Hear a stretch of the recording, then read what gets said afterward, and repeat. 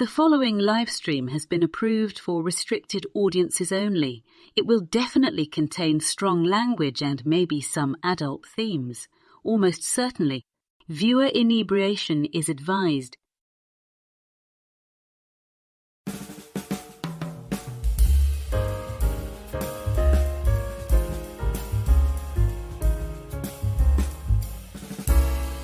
Good evening, happy Friday, and welcome back to Last Call, where tonight we will continue the trend of the past couple weeks. About a month ago, I did a bit of a rant about how the American entertainment industry is not what it used to be. It used to be entertaining, inspiring, and alive. Now it's the opposite. So we've looked at other countries for alternatives. Last week it was South Korea, Japan, and one offering from China. This week, we look at a country very dear to me, Italy. I guess you could say we're giving Hollywood the boot. So get comfortable, top off your glasses, and let me know what you're sipping on in the chat. The Canarble Wagon rolls right now.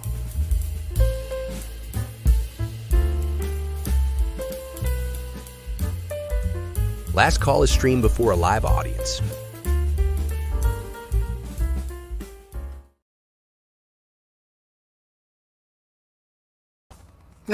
Vasalud, how you doing? Yeah, I forgot to add myself to the stream. I'm sitting there going, why aren't I on the stream? Oh, I haven't added myself.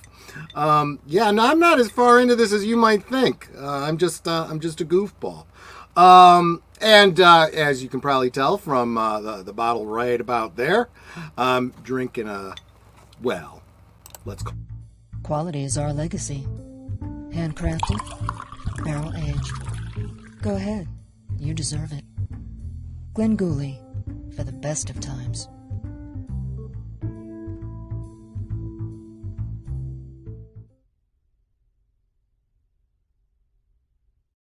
And as you know, of course, at least most of you know, that it's actually Glenfiddich. Anything that's got a Glen in it is probably going to be a good whiskey, but... Glenfiddich, Glen Ross? Glenfiddich, Glen Ross. We will have a mammoth viewing coming up in the very, very near future. But, Glenn Gooley, I love... Well, I just like Nona Wolf's voice. I heard her voiceover for that.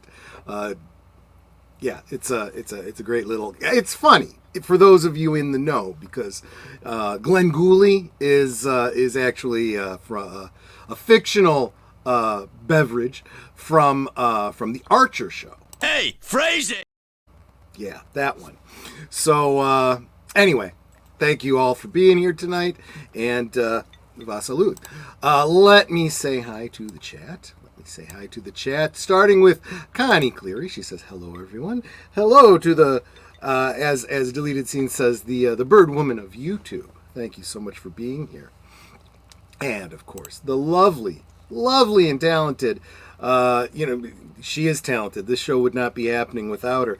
Netter of Netters Network, my lovely and talented, well, bouncer, so you better be nice to her. How you doing, sweetie, and what are you sipping on tonight? When you were saying the lovely and talented, I thought you were talking about Lady Mist. We'll get to her in a little bit. I am actually doing really well now. It's Friday. It is. It was payday. It's the end of the week. I've had my work review, so that's all done. Yeah. So I'm doing really well. In fact, you had made for me. You want to show this glass? Sure. That is. It says June Shine, but that's just the. Well, no, I want for height. Oh, so, right where my fingers are. So, She's halfway through it. So he had made that so that my beverage was like in the middle of the J. You can see how much I've had so far. And she was telling me I made it strong, and I did not see her. I thought he did, but he actually did pretty decently. I told her there was enough room in the glass to add some more cream, but she did not. And, what this mysterious beverage is Kahlua and cream. Oh, yeah. Usually I do a lot more cream and a little less Kahlua, but he said he did about half and half, and it's actually pretty good. Yeah. So it's not too strong, because I don't like just like alcohol taste. Especially with a blended drink, I want to be able to taste the different things that are in there. Yeah. I This is good. I I'll don't be know done what with the it really ratio soon. is supposed to be for Kahlua and cream, so I call it a Boston Kahlua because I went half and half. A Boston cream? Well, my grandfather used to take his coffee Boston style, half coffee, half cream. Oh, some people call that a black and white. Okay.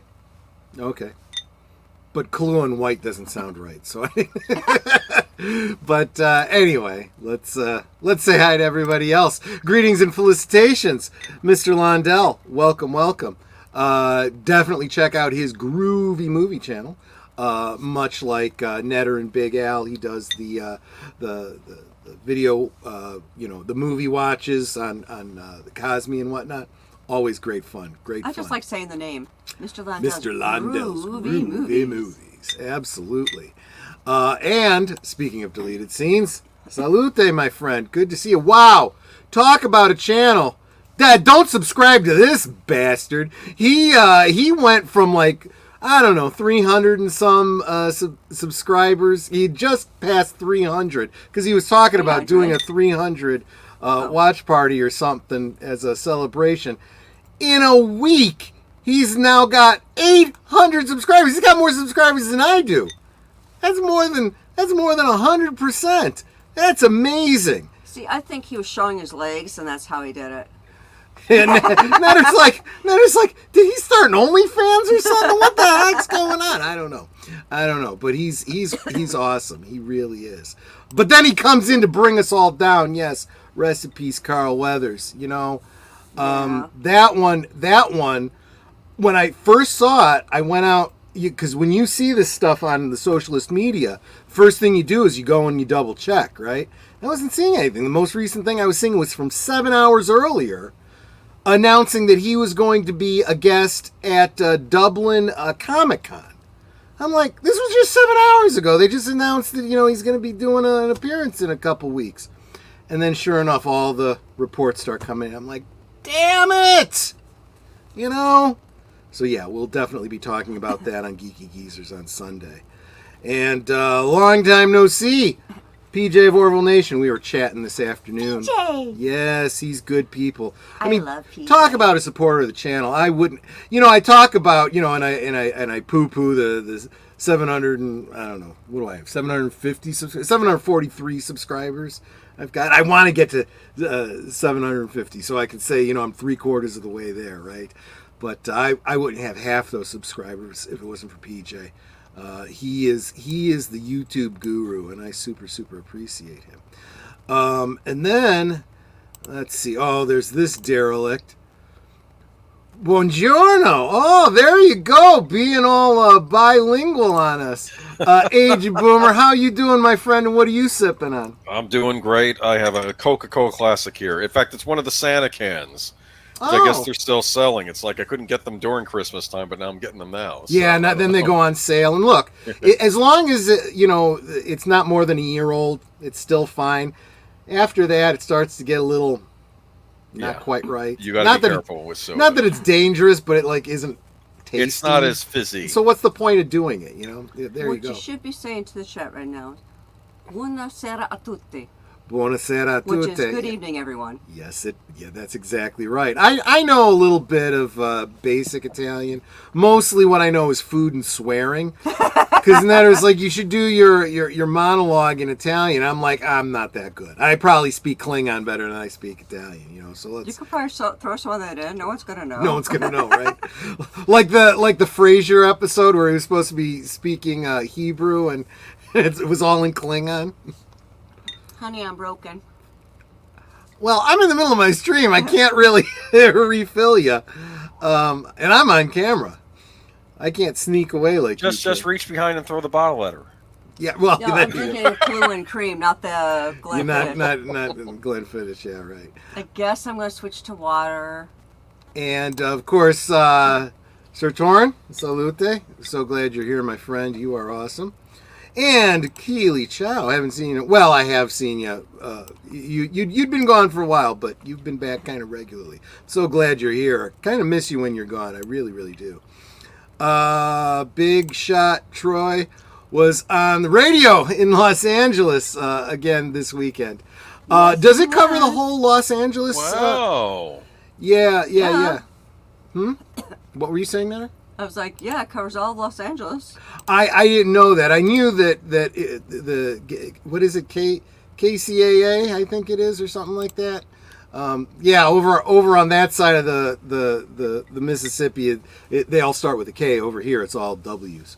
But I was on the Dr. Marissa Pei show. I knew she was broadcasting out of Inland Empire, which I know at least partially covers Los Angeles. But yeah, that's pretty cool. And it was a last minute thing. I jumped in as her co-host. It was a lot of fun. And go to the Marissa Pei YouTube channel, and you can see that stream that we did last Thursday. Well, yesterday. So cool. Yeah. It was about dating. Yes, we were talking about dating, and I was. So you guys need to go and she find out how to did date. the whole. Well, you've been married for 31 years. What do you know about dating? I'm like, I know quite a bit about dating. I know that I don't want to go back to dating, a stranger. But dating someone you've been with for 31 years, not a bad deal, let me tell you. Yeah, one of the comments I had made in the chat was, we still have dates. It's like, just because we're married doesn't mean we can't still have dates. That's true. That's true. That's a good point. But, and so because she doesn't do it, because, I've noticed this. People that do YouTube, people, whatnot, not really good at promoting their own stuff, their own merch, subscribe, buy me a drink. Buy me a drink, by the way. Pinned to the top of the chat if you want me to, get good and sloshed for the next stream and maybe sing you a song. Or not, as you request. The stream would be dedicated to you, but links at the top of the chat. Yeah, so you all can buy him drinks because I buy him all his toys. That's true. That is very, very true. So I can't do both. It's either I buy him the toys or I buy him the drink. So you guys buy him the drink, I'll buy him the toys. And I've gone back and watched some of my streams, my old streams, and I find that the ones where I drink are actually much better streams. So and let me tell you, those of you that are buying him a drink, you're getting off a lot lighter than me buying him his toys because he is an expensive date. I am. But the reason I bring up selling your own merch is because, I had this sitting behind me, 8 Ways to Happiness from Wherever You Are by Dr. Marissa Pei. And I'm like, you gotta hawk your own merch. You gotta be your own, and it's like my dad once told me. He said, you gotta be you, because no one else wants to be. Okay, hold on a sec. Apparently, we're having a gorilla raid. Oh, there we go. Curator come into the chat. Okay. Let me get through the chat because I don't want to miss anybody. I don't want to jump over anybody. Like Big Al presents. Hope everyone is having a great day. Looking forward to hanging out with you and watching Dagon with you. Which, hold on to that. Put a pin in that. We'll be talking about that in just a second. Evelyn Hampton, Kapla. Speaking of Klingon, by the way.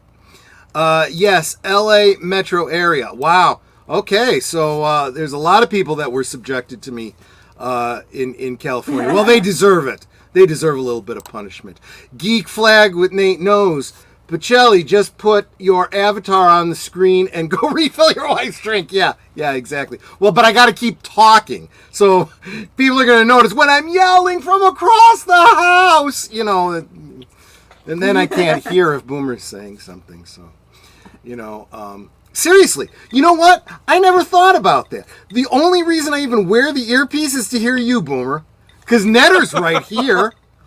I don't hear anything else. You're the only one that I'm listening to. You're the only one I'm listening to. Yeah, exactly. Yeah, because you sure as heck don't listen to me. And then Gorilla Random Thoughts. His stream must have just ended, and so he came by. Everyone, make sure you give a subscribe to not only Gorilla Random Thoughts, but Big Al and Geek Flag Nate Knows, PJ of Orville Nation, everybody that we just said hi to. And everyone we're about to say hi to, including Pop Culture Curator, or Curator, depending on which side of the pond you're on. Welcome. It's good to see you, my friend. And PJ was nice enough to go ahead and drop the link to the video, the stream. It's a 1-hour stream. Go over there, leave a comment, and let Dr. Marissa know you came because Troy, because, this tells her, hey, he's got a following, Yes, he does. I better be nice to this guy, get him back once in a while. What I think is really nice is that when you're on with Dr. Marissa, she knows who I am, and she will mention me several times during the stream. It's like, I'm not even a co-host or anything in here. I'm in the chat saying hello, but she's like, how's Netters doing? And she does. In fact, and she'll say, Troy and his wife Netter, who have been married for 31 years, and I'll be yes. Although, she did flub on her show, and at one point said 35 years. I'm like, not yet. Not yet, but close. Look, give or take 5 years, I'd say that's fine. Yeah, it's like we're old farts, so we've been married forever, so it's like you lose track after a while. If you've been married for less than 10 years and you're rounding by 5 years, that's bad. But after 30 years and you're rounding by 5, whatever, close enough, whatever. And you know what? I'm sorry. I will say hi to the rest of y'all. I just, since I'm bragging on my beautiful wife, I joke, but I'm not really joking when I say this show would not be happening without her. She is absolutely my rock, my keeping me on track. When I get a little, I say that Agent Boomer is my designated driver, and he is. He gets me through a stream. But Netter's the one that's got to deal with me afterwards. And, I got boo sponges. She gives me boo sponges. And honestly, what is the boo sponge? Is it pretzels? Pretzels is what Netters go to. Any bready, anything that's got carbs in it that's going to absorb the like goldfish crackers, that sort of thing. Sure. Okay. Even things that coat your stomach, like milk, anything that slows down the absorption of the alcohol that's in your stomach. That's what a booze sponge is. Because, those of you that have indulged in an adult beverage, when you finish that last drink, you can feel it still entering your bloodstream. You're drunk now. You've stopped drinking, and you're really drunk a little bit later. I gotta tell the story. Tell the story. Oh, she's gonna embarrass me again. Only a little bit. Yeah, a little bit. So when Troy and I were dating, this was a really long time ago. We were dating, so we weren't even engaged or anything yet. We were at a bar with a friend of mine, and this is embarrassing. This is how dumb and naive I was. Yeah. Well, he was a youngin. When we got married, he was 21. When I met him, he was 20. So he was a youngin.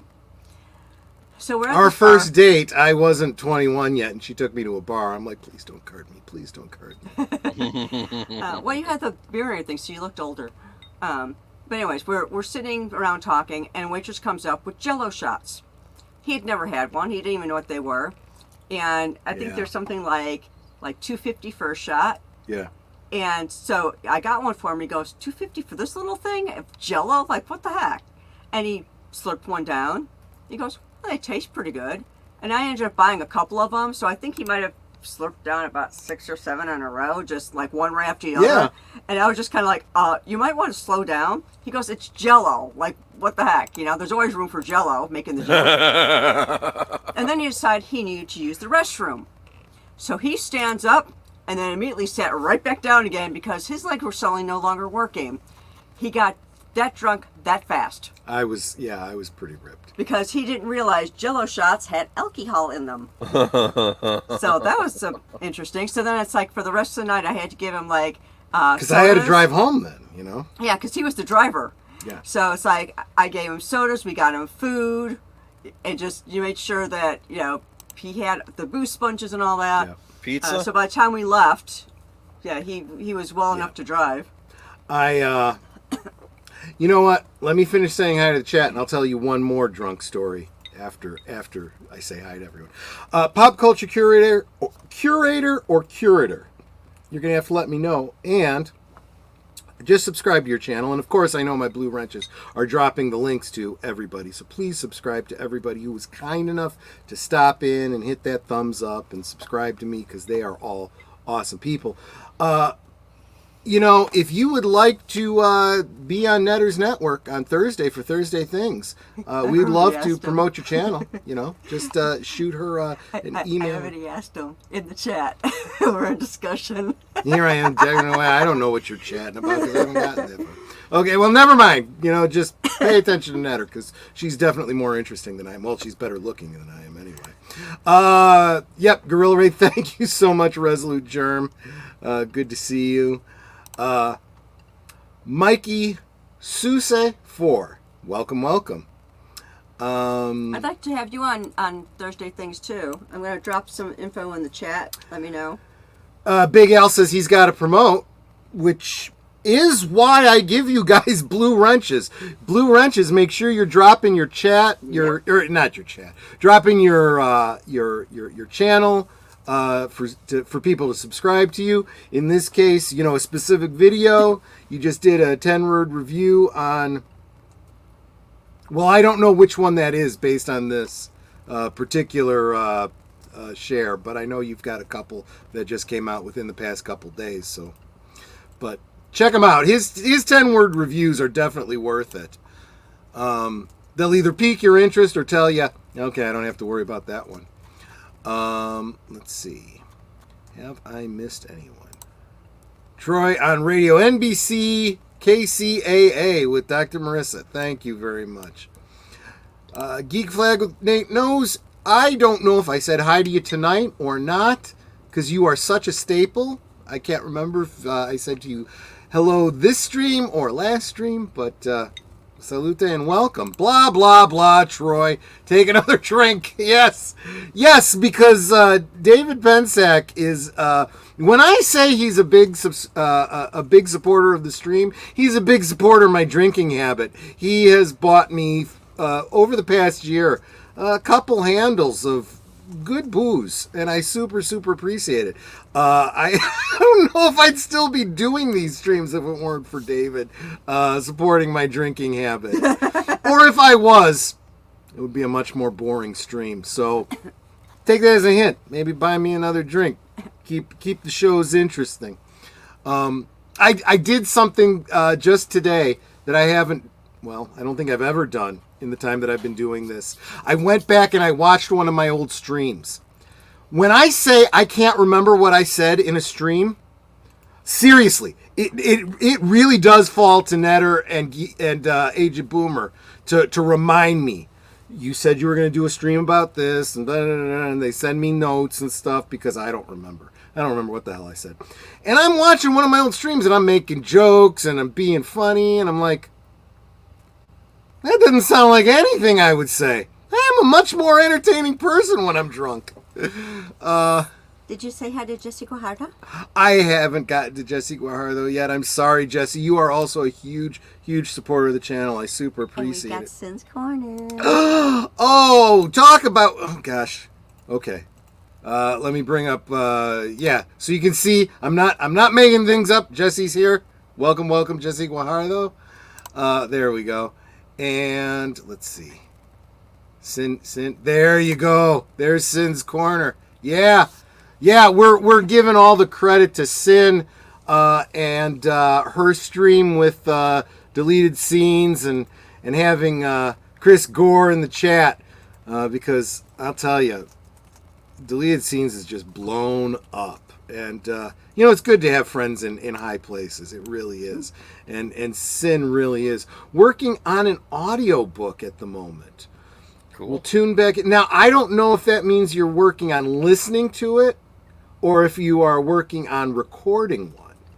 Either way is awesome. So, yeah. You know what? And that's the thing about these YouTube streams. You can always catch us on the rewatch or rerun or whatever. You can Memorex us anytime you want, The stream will be there.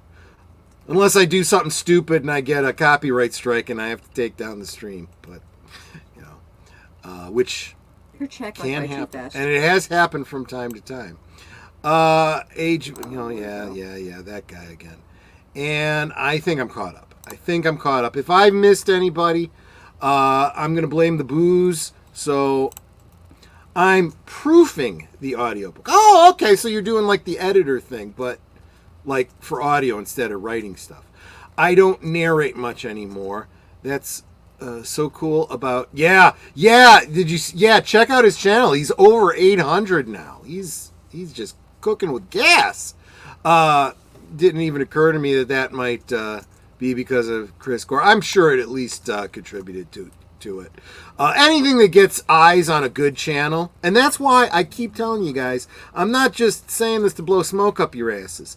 I really do want to see all of you guys do well, because part of the reason you're here and part of the reason I subscribe to you is because I enjoy your content. So, you know, if I enjoy what you guys do, other people are going to enjoy it. So I want to spread that love. This is not, you know, like network television where if you're only watching CBS, you can't be watching NBC and ABC, you know.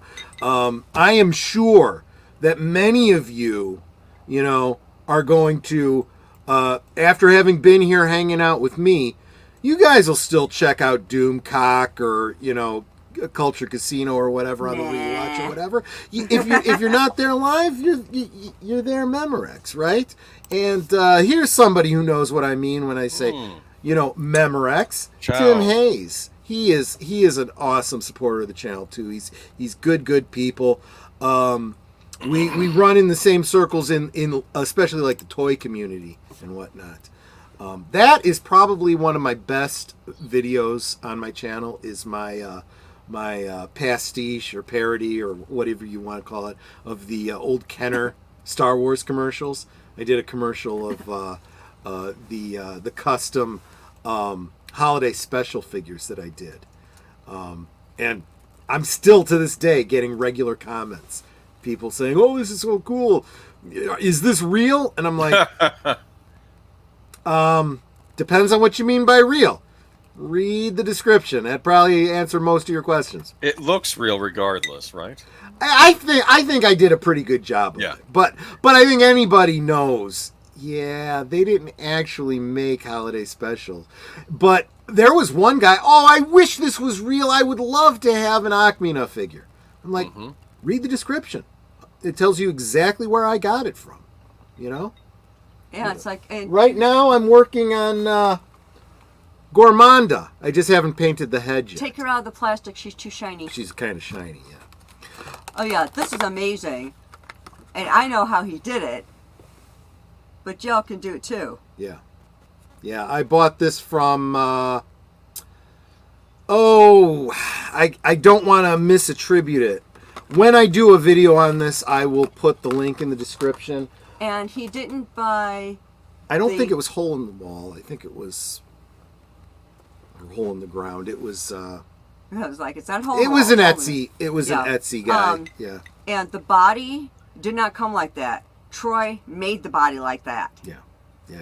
So he'll talk about how he did it and I had to where he paint got the it, and I parts and all still that. haven't put a clear coat on it. And I just realized the four arms. Clear coat? I hadn't, you know, moved them full range, so there's like some gray spots under the armpits. I'm like, oh, I gotta touch that up a little bit. But yeah.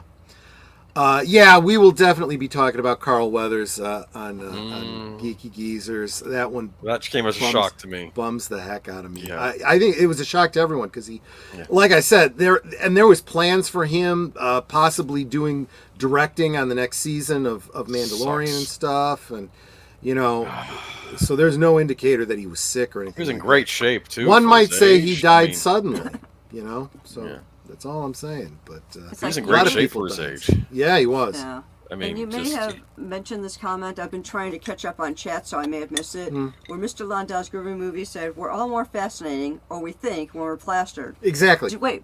Do you remember the episode of Family Guy when Lois and Peter were doing weed and they thought they're singing fantastic and they were really just going, yeah, exactly. Oh, I have no illusions. I'm sure there's a margin there, right? You take a little bit of a drink at the beginning of the stream just to take the edge off, and I will sing better because I'll be more relaxed. If I continue to drink, no, I'm going to be off key. I won't know what the hell I'm singing. I'll get the words wrong, you know. He'll make up words like he usually does. I'll just make up the words. Oh, yeah. Well, Netter's got to live with me, and I'll be walking around singing a song, making up the words as I go. Even songs I know the words to. She'd be like, oh, really? Yeah. Like, yeah. Geek Flag, what Nate said that, at the time of this particular, I almost said tweet. Post. He said there's 18 of us watching, only 9 likes. I haven't refreshed my stream because if I do that, I'll lose where I was in looking at the different chats to get caught up myself to make sure I'm not missing anything. Well, I can do it. So, how many you got now? You got 10. I got 10. Okay, so come on, if y'all. there's 16 I know you're watching, there. can I get 6 more? It's like, hit that thumbs up. You can hit the thumbs down, too. That counts as engagement. I don't mind. Yeah, but it's like, we're all here. Samuel Proctor, if you're here, you can hit that thumbs down button. Yeah, it's like the thumbs is free, so just click on that and give Troy an endorphin. You can hit the like button as many times as you want. I just ask that you do it an odd number of times. I have 2 new guests for Thursday Things. Huh. There you go. There you go. Because rising tide rises all ships. Together we grow, right? That's what we say. Just found out they canceled my local Comic Con in South Texas, Collectors Expo. Oh, that's too bad. What, are you in Tony Gonzalez's, representative district? That's like southwestern Texas? I'm just saying. You might want to think about voting for the guy that's running against him, Brandon Herrera, the AK guy. Just saying. We can talk later because that's kind of getting off topic. Not that we've gotten on topic yet, but let's get back to the topic. So I did say that tomorrow night over on Netter's Network, we will be watching Dagon. It's based on the H.P. Lovecraft, Shadow over Innsmouth and Dagon stories. It's not what you would expect in that it wasn't filmed, in Maine or anything like that, or Massachusetts or whatever, which is where it would normally be set. It's actually filmed in Spain. So I guess technically it's a American film filmed in Spain. Yes, I think. Right, exactly. And I've never seen it, so I'm looking forward to it. I gotta real quick because I don't have anything like notes. It's not like I'm running a class act here. Amazon Prime. There we go. What are you doing on Amazon? What are you buying? I'm not buying anything. I'm going to Amazon Prime to pull up my... You got the DVD that I left up I on did. the counter? Okay. Yes, so that we could do the Easter Beagle, Charlie Brown. You can get Jack Link's beef jerky on Amazon. I like it's neither here nor there. But another film that was done in Spain, and this one is a sci-fi film. It's called Awareness, and I believe that, unless you buy a DVD or, sail the high seas, you're going to have to Amazon Prime this because that's who's carrying it in the U.S. So Awareness is from just last year, and so we live in an era where everybody and their competing companies, I guess, are doing superhero movies. You got Marvel with their Avengers and their X-Men, and you got your Warner Brothers with their Justice League and Suicide Squad and whatnot. Well, this one is it's an original thing about people with mutant type powers, mental abilities and whatnot. Specifically, it's about a kid who has this ability to project very believable. He does Jedi mind tricks on people. Like he and his dad, because of his abilities, he's pulling a scam where he'll go and he'll pay for something with $100. Well, I guess it's not $100, whatever the Spanish equivalent is of 100, and he'll get change back for it, but it was just a 1. he uses his mind trick to make them think that it's more, and he takes the extra money, and now they have extra money, right? Trying to get away from the police, they'll run until they get to some place that's an open space, and then he makes him and his father invisible so that they can't see him, and they get away. Well, it turns out that all of his abilities came from secret government thing, and there's other people out there with these abilities trying to track him down, and there's a twist ending, and I don't want to give it away, but it's really The butler did it. I can't tell you too much because it would really ruin it. But you gotta go if you have the ability to check out awareness. Awareness. Well, Okay. it's not one that we own because otherwise we would have watched. We wouldn't No, have but I watched it. do have it on my list. I'll put it up for you. Okay. And we can watch it. And all y'all out there, Troy is only 7 subs away from his 750. So go back or go to his channel. Well, make you're sure already you- there. You should be able to just Yeah. subscribe right underneath Right. the video. Oh, yeah, duh. Yeah. So make sure that you are subbed because, like, if that subscription button, like mine is kind of grayed with a little check mark under next to it, click on that. Make sure that you are still subbed. And if it doesn't say subscribe like mine does, click on that to subscribe because it'll either say subscribed, meaning you are subscribed, or it'll say subscribe without the D. So make sure you hit that. Give them those 7 subs. Come on, I'd people. appreciate it. And you know what? Share out the stream. Share it out on the socials and say, hey, subscribe to this guy because he's an okay guy. And I want to keep. 6. You need 6 now. I need 6. I want to, keep this guy doing streams on Fridays because that's what we do on Fridays. And if he's not there, we'll all be sad. So come support him. I'd really appreciate it. Once again, I want to say that my goal for the year is to hit that big coveted 1,000 subscribers. So maybe I can justify the money I spend on this stream to, actually start making money, be in the positive instead of the negative. I'd really appreciate that. But so we had a little layover here in Spain. Let's continue on to Italia. You've seen a couple of Italian films, right, Age of Boomer? Me? I have.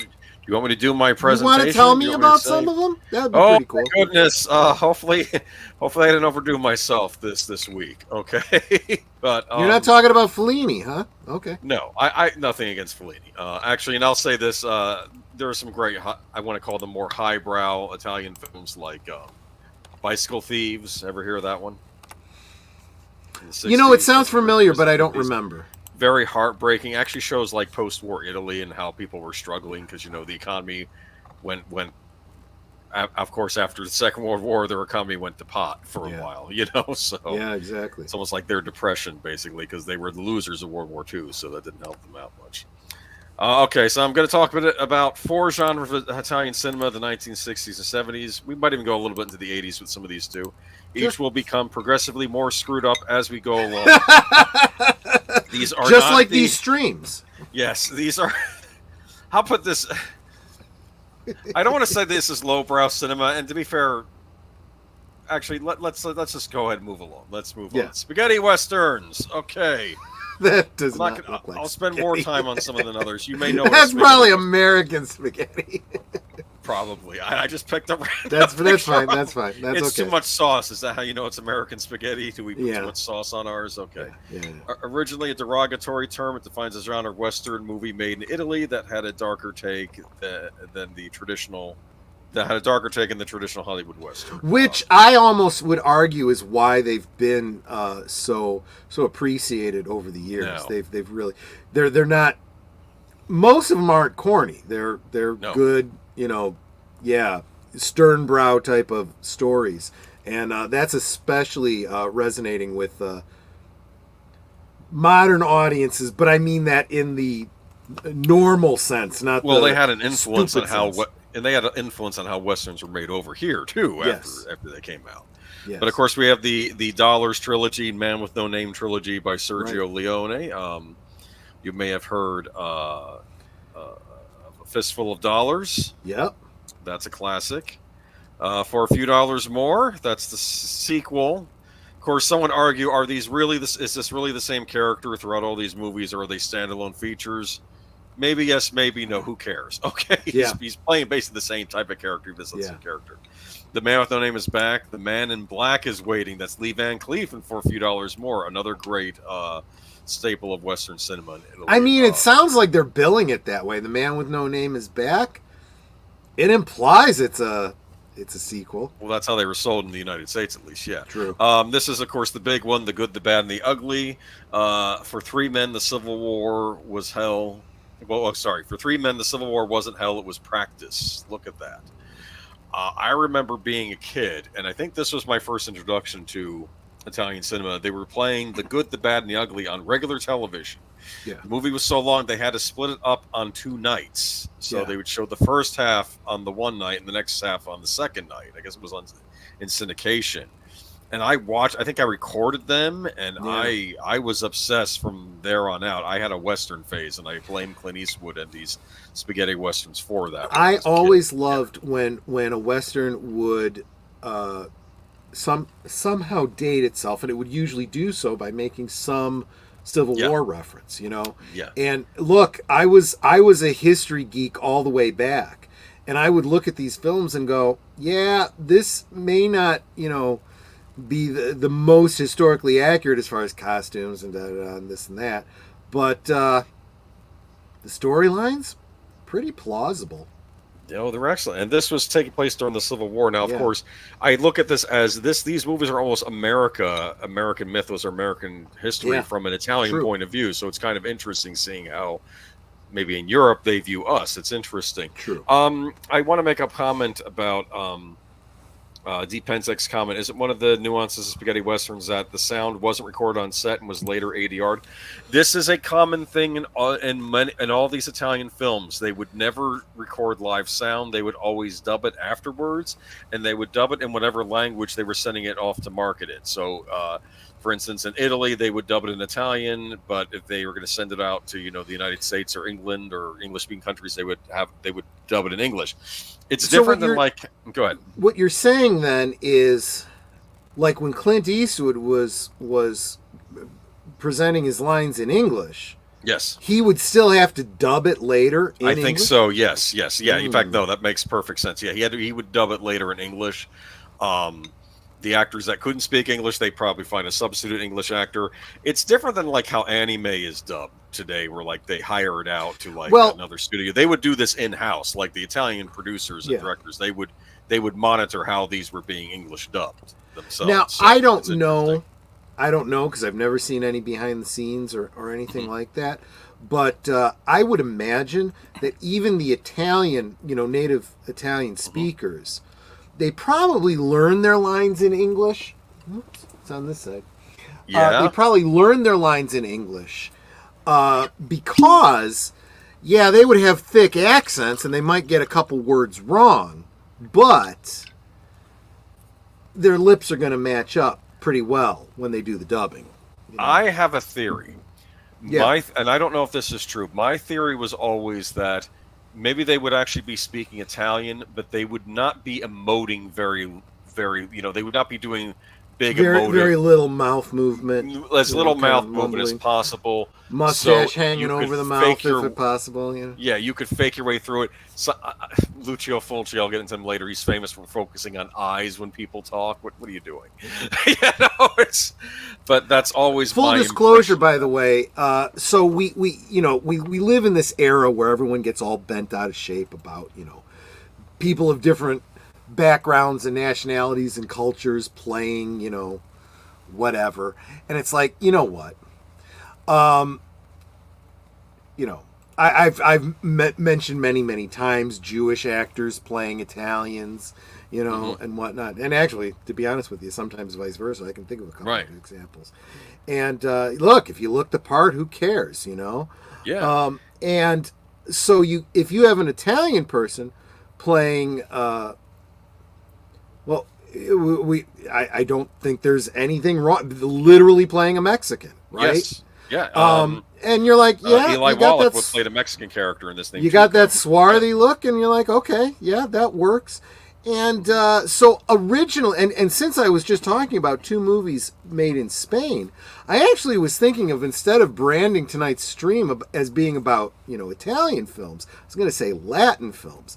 But I was like, well, I don't have anything on my list from Portugal. And does French count? And I didn't want to start getting into French films because that's a whole nother thing we could do someday, maybe. Yeah, we may. If you guys are enjoying us talking about movies that we enjoy from around the world, maybe we'll do some talking about some China someday and all sorts of things. I mean, yep. back before before a certain organization. It's very possible that I will be talking about some Russian films in the near future too. There you go. But I gotta watch the ones on my list first because I got a couple Russian films on my list. Cool, but yeah, big fan of this movie though. Big fan of actually the prior one too. Actually, I like all 3 of them, but I think over the years, I think for a few dollars more has risen to the top of my favorite of this trilogy. But I always loved how the movies would start. You have that wonderful kind of almost looks like a James Bond opening. Well, you know what it is? It's almost like a motion capture opening. But it's possible maybe someone saw the Bond opening and said we need openings like this. But you would have like these rotoscope. It was almost like a rotoscope look, like sort of animated but with colors over it, real people.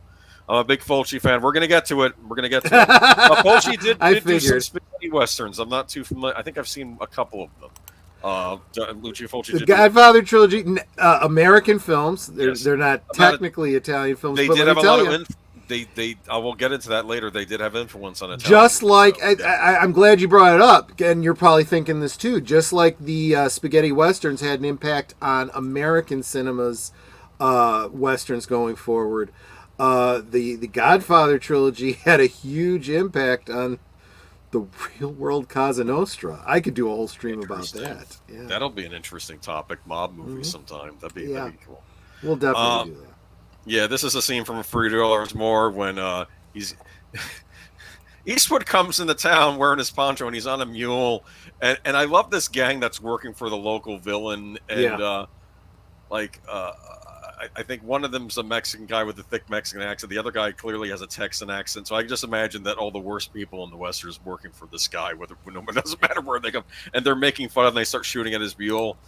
And then, later on, Clint Eastwood comes up to him and says, I just, if you all just apologize, mule, it'll be all set. And that you apologize. Yeah, I knew you guys were just joking, but my mule, he just doesn't get it. When you're laughing, he thinks you're laughing at him. And then suddenly he gets very still, and then out comes the gun, and boom, boom, boom, they all go down. Oh, I love this. Mr. Londell says I can hear the whistling, that tune. Yes. Ennio Morricone. I used to be able to do that. Yeah. Yeah, I can't do it. Wah, wah, wah. Yeah, I used to be able to whistle. Then I got braces, and I can't even do that anymore. It realigned your teeth. Yeah. Well, you know what? We'll have to work on those lips, sweetie. We could do that. I'd be happy to help you out. Get you back in whistling shape in no time. It makes me think. Drunken side note. Happy Days. You remember Happy Days? The Potsy and Ralph were having anxiety about dating, and they wanted Fonzie to help them out because he's so good with chicks, and they were having a hard time. And he was doing crazy stuff with them, telling them to do exercises and practice things and whatnot. And one of the things he had them doing was, he says, go stand and put your lips up against the pinball machine and push out and push in. These are lip ups, and you'll build up the muscles in your lips for kissing, and you'll be a good kisser. And so there, one's on either side, and Arnold comes out and he goes, what's going on? Why are they kissing my pinball machine? He goes, he says they're doing lip ups. What's this lip up? He says, I'm trying to build their confidence. It was actually great little story, but I'm sorry, went off on a tangent. But no, Netter, we're gonna have you do a lot of lip ups so we can get you in whistling shape. Interesting you bring up romance, though. Not so much that you're doing duck lips, though, when you take pictures. We don't want that. That's we don't take pictures of that. these are not romantic westerns where Clint Eastwood's getting the girl. I mean, that happens in maybe later Eastwood movies, but not. In this one. That's not really a big part of the. It's not part of the story at all. It's just not in any of these. He's after money. Though there is a very kind of a touching scene in A Fistful of Dollars where the villain is in love with this woman who was already married, and he kidnapped her, and the husband is trying to keep her son, their son safe, because basically he's threatening, if you come after her, I'm going to kill your son. So the husband can't do anything. And Clint Eastwood, when he kidnaps her, he does it to also set him off. But then I did not geek flag. He looks at her and the husband and the kid, and he gives him a horse and money. This will get you settled, get out of here. And she said, "Why are you helping us?" And he said, "Because by one point, I saw this happen to someone else one time, and there was no one there to help." And it's interesting because even though he's the hardened gunslinger, deep down he's doing the right thing there. And I thought that was interesting. That spoilers, Mikey. His character. I'm joking because actually all of the films that Boomer's been talking about are like classic. If you haven't seen them already, you really, really should. And let's face it, these are the kind of movies that have great rewatch appeal. So I don't think spoilers should matter at all. Here's the villain of the movie, Indio. Terrifying villain. I'd probably put him in my top 10 villains in a cinema. Got to interrupt you, buddy. Sure. Because we've got a lovely lady that I got to say hi to. Lady V Elements. Welcome. She's stalking my wife. She's stalking deleted scenes. And but she likes me better. Not that I need a stalker. I got Netter, but I wouldn't mind being stalked a little bit. So I'd really, Troy, oi, oi, oi, oi. I love that greeting. Yeah. But terrifying villain in this movie. The 10th victim, 1960s Italian sci-fi with Ursula Andress and Marcella as. You had me at Ursula Andress. You know what? You should have just said the 10th victim, Ursula Andress. Done. I'll be watching that. I'll look for that myself. That I love her in what I see her in. I love her in whatever. Yes. You also have to see she put her in the. I'm getting there. She was the first. She was in the first Bond movie. The 10th victim every other week. Yeah. What am I thinking though? I'm going back to this movie, and no, just great movies. There's a wonderful saloon scene in this movie, and then of course we have. Wait, I missed him. Where's he? Missed what? Yeah, what'd you miss? Whoever you said had just joined the stream. And Disney Sheeper. There you are, my friend. I'm sorry. Bear with me. I'm a little fuzzy. I get a little fuzzy sometimes. Are those Colts? Possibly. There's actually a wonderful scene in the movie where you see him go into a gun shop and he builds his own guns. Neat.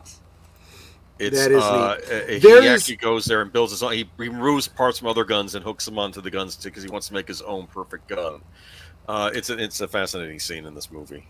I mentioned earlier, getting a little political. I said you should really vote if you are inclined to vote Republican in southwestern Texas, vote for Brandon Herrera over the incumbent Tony Gonzalez, because Brandon Herrera, first, he's a real Republican, not a rhino, and secondly, he's got a great YouTube channel called Brandon Herrera, but he's the AK guy on YouTube, and he was just going through literally all the guns he's got in his backdrop behind him.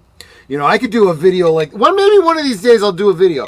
I'll have Netter take the camera and follow me and show you all the action figures that are hanging up above me. There's a lot. It could be a lot of fun. And then we get to show off all my swords. And then we'll show off Netter's swords. And knives. Ooh, neat. That might be two videos.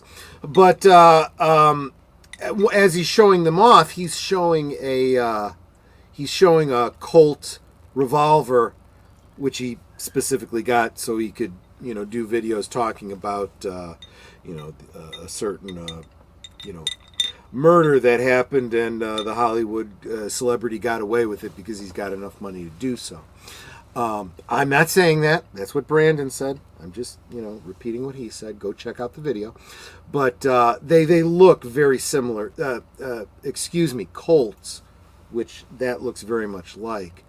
Looks very much like my favorite revolver, which is the Ruger Wrangler. It's nice to have a nice little 22 6-shooter. It's just, it's nice. It's good stuff. I'm sorry, you show some pew-pews.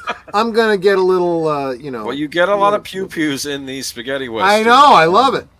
This is wonderful, though, because the backdrop of this is the Civil War. There's a wonderful scene in the movie. I don't want to spoil too much, but yes, Jesse. So definitely go literally right now. Right-click and open up a new screen. Go check out Brandon Herrera. His most recent video. He talks about his Colt. I forget what it is. It's a black powder gun. And he picked it up specifically to talk about the shooting on the set of Rust. You should check it out. It's a good video. Well, he's also got a lot of great, guns he talks about, but that's one of them. So, screw this.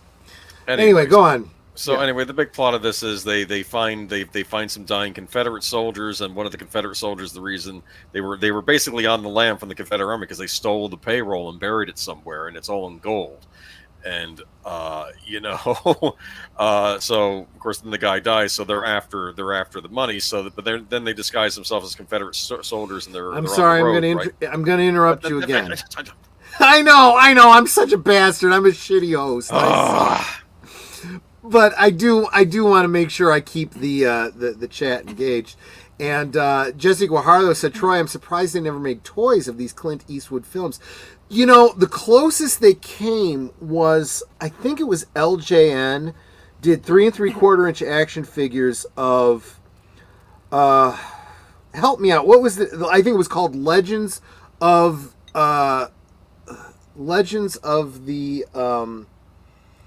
the Lone Ranger, when that was a movie back in the late 70s, early 80s. Really? Okay. 3 3/4 inch action figures. They had a great little gimmick. You'd squeeze their legs, and the hand would come up, with the gun, Hit the deck, that sort of thing. Exactly. Yes. And then the next wave that they did after that was they did historic figures like, I don't know, I can't remember. I want to say like Jesse James and Wild Bill and stuff like that. I can't really remember. And they had horses and stuff.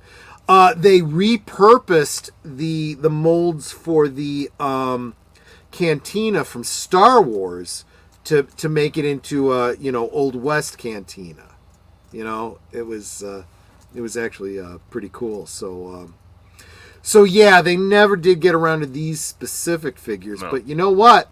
What I tell everybody who wishes that certain toys existed, there's 2 companies that you can reach out to and make suggestions to. If you like 3 3/4, reach out to the Super 7, whatever company that is, the Funko or whatever, the company that does those 3 3/4 inch figures, and reach out to Mego to do the 9-inch figures. I do want to mention, I don't know who did them, but recently there was a Clint Eastwood line unveiled by they're more like the fancier figures, like the taller ones, maybe the 9 inchers, as you say. But there was a line, I think it was like a year ago, Clint Eastwood even visited the studio making them, and they were based on all his various characters, like Dirty Harry, and including the one from the Dollars trilogy. They had one of that as well. So, gotcha. But not like the 3 3/4 style figures. But the trouble is, these movies were popular in the 60s, and they hadn't created the 3 3/4 inch figures yet, had they? So, yeah, they would have still been on 12 inch. What 60s? Yeah, 60s would have been 12 inch. So Hey, GI Joe scale. They should have done GI Joe scale being the Barbie scale. Don't mistake me when I say 3 3/4 inch. Real American Hero type figures. I'm thinking 3 3/4 inch Dirty Harry figures, like Scorpio would be a figure you could buy. The reason I am such a big 3 3/4 inch figure guy is because you can get more of them cheaper, and you can make vehicles, or in this case horses, and get them a lot cheaper. Yeah. Actually, if it's 80s, we'd have to base it on the Deadpool. It would be on the last Dirty Harry movie. That's what you'd base them on. Anyway, though, the Deadpool, not Deadpool. not yeah. Two different. Don't get me started on that searching for that movie because you'll get Deadpool every time. Anyway, Dollars trilogy worth checking out. A lot of people stop there. I suggest you don't explore some more. I need to explore more other spaghetti westerns as well. Here's a famous one: Django, Franco Nero. The great Franco Nero, you know him, right? Yes. Yes, a great. So this is the original great, Django. handsome Italian actor. I'm confident enough to say that in my sexuality to say okay, but good-looking man, and he was just a tour de force. Now he didn't get to be in the sequel to Django because he was busy making Camelot with Vanessa Redgrave, and that's where they met. Yes. And I think they've been together ever since, actually, on and off. I think they're married now, but yeah. They notice that this movie poster is in Italian. It is. Then there was an American version too, but I couldn't get a good pick. No, there's nothing wrong with that. It's a spaghetti western. That's fine. Wow. Now my gosh. I have seen that gun in person. That is cool. Is this historically accurate, though? Yes, it is. Are that you exists. sure in the Old West you have a portable I promise you. Gun? Yes. You would be shocked at... Now, there weren't many of them. They're like... Some of them are like unique. I know they had ones that were mounted, and maybe that's where he got this from, but... Yes. I was going to say the other ones look just like the one I have. Yeah, right. Exactly. No, that is... Well, if it is what I think it is, that is probably authentic, yeah. Yeah. I swear, this one he's going up against. There's a fight between Mexican revolutionaries and an American gang that's modeled off of a certain three-letter group in the United States that may be a clan of sorts, if you know what I mean. Yes, I absolutely do. And it's funny. I don't know who's worse, but it's funny when the Mexican revolutionaries, I think they get the upper hand in this fight, and they capture one of the guys, and I think the guy says, "Don't kill me." He says, "Okay," and he cuts off the guy's ear and makes him eat it. and then he shoots some real nasty stuff. Franco Nero appeared in quite. Did you know Franco? Interesting. Yeah, I didn't know that. That's very interesting. Yeah. Yeah, it's interesting how you had the movie Django Unchained, and the reason why there's a thing in Italy where apparently they were just throwing the word Django on any Western at that point. So that was, I think Tarantino was continuing that tradition by having the Jamie Foxx character. Oh, he's Django now, because anyone can be Django because they just kept throwing the title around. Guys, I want to thank you for getting me to 744 subscribers tonight. That's a good number. That puts me 6 away from my, most immediate goal. I super appreciate all of you guys so much. Come on, guys. I'm guessing that everyone in the chat's probably already subscribed to me. You guys are awesome. But Five-Man Army, 1969 Italian Western, Peter Graves. I'll look for it. Like I said, there's a lot of spaghetti westerns I still have to watch. But but you know what? Please keep recommending these to us because not only are Boomer and I sharing, well, Netter is going to be sharing a few in a couple minutes. Sharing stuff with you because we're trying to make suggestions.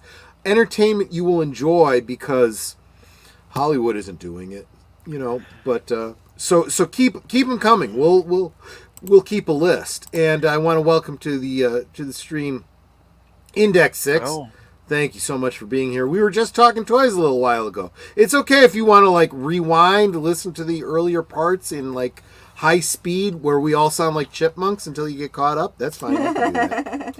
I'm not going to mention the Trinity movies, but I will look for those. I've heard good things. Netter will talk about the Trinity movies in just a moment. Oh, great. She'll get to them. Great. Yeah. I think there are about 35 Django movies, official and unofficial. Official and unofficial, yeah. It's funny. That's like a rabbit hole. But yeah, Ringo. There are a couple of Ringo movies I enjoyed. Mm-hmm. That's another one, where he's a Union soldier, comes back from the Civil War back to his town, and Mexicans have invaded. And there's a sign on the bar that says "No dogs or gringos." And of course, you have other movies where, unfortunately, the Mexicans are now the victims of the American, like in that last one, Django, where they were. It was like release the Mexican farmer in his poor white outfit, and then they're taking pot shots at him as he runs away. So you get it both ways in these movies. People being cruel to each other. If people don't know their history, you miss a huge part of the story, right? Because Texas, for the longest, the Lone Star State. Look into why it was called the Lone Star State. There was this in-between period where, was it Mexico? Was it U.S.? And that history kind of blurs that line. And it's that's the interesting thing of where a lot of the stories of Western cinema come from. I need to watch this. It's on my watch list, the Sartana series. I've heard good things, but I'm going to get to the Giallo movies. Connie Cleary, I got to speed this along because I want to. Boy, you're right on top of the chat. Good, thank you. There are also Zapata westerns. They deal with the Mexican revolutions. This is like a subgenre. Were these also filmed in Italy? Yes, and this is a messed up one, A Bullet for the General. I watched it on Amazon one time. I think they on Prime streaming, and I recommended it to a coworker, and he said that was messed up. Like, there's a scene where like the Mexican revolutionaries find this rich family, and I guess they march them out of the house and then shoot them in the back, and like including kids. And I'm like, wow, that's harsh, man. But I'm sure it happened, but you really have to understand this kind of stuff happened. Absolutely. I mean, and it's not just this specific area of history or this specific geographic location. I mean, the original story of Anastasia. It's not like the cartoon. No, that's a bunch of bullshit. It's unpleasant. Yep. But that about wraps up spaghetti westerns. I only really touched on them. There's a lot more to talk about. I'm going to get to the Giallo. Wait a second. But first, we got to do horror. I know what you're saying. I didn't know you were doing horror. Oh, fuck yeah! We're not going to do a ton here. I'm just going to touch on it. Okay. From the gothic horror of the 1960s, the more brutal modern horror of the 1970s and 80s, Italian horror movies are a great complement to American horror movies of the same period. Kind of their gothic movies are complementary to what England was doing with Hammer type movies. Yes, I was thinking exactly that. The United States was doing with the Roger Corman Poe movies as well. So you had a big gothic period in both the United States, England, and in Italy. This is Black Sunday with Barbara Steele. Look at that poster. Stare into these eyes. I think to be a great horror actress, and to be fair, maybe also a horror actor too, because you have to have both beauty and the beast in you, I think. If that makes sense. Like, I get it, exactly. Because I think, too, I'm thinking of other actors. Like Christopher Lee, I'm sure many women found him handsome, but he also would be the monster in a lot of these movies. Well, too. And here's the thing. Okay, here's a perfect example. Creepy. Right? Look at that. Absolutely beautiful woman. But the way those... She looks nicer there, yes. There you go. Yeah. So what is the difference between these two pictures? You've got these pockmark elements, right? And the wide eyes with the makeup. Why is that so creepy? It's because it's moderately novel. Moderately novel is a psychological term. It is very closely related to what people now refer to as the uncanny valley. It's like, wait a minute. Beautiful woman, but something's really off, and that just triggers a part of your primitive brain that's like, danger, danger, danger. That's where horror resides. Like beautiful, but something's wrong, right? Yes, exactly. Interesting. Barbara Steele was on the remake of Dark Shadows series. Do you remember in the 80s? She was the one who was the doctor, which I didn't realize. I'm thinking, well, that's a horror. I have that on Blu-ray, not Blu-ray, on DVD. I actually have a lot of the original Dark Shadows. Dude, sorry, but you just got me on a tangent. Netter and I would not be together today if it weren't for Dark Shadows.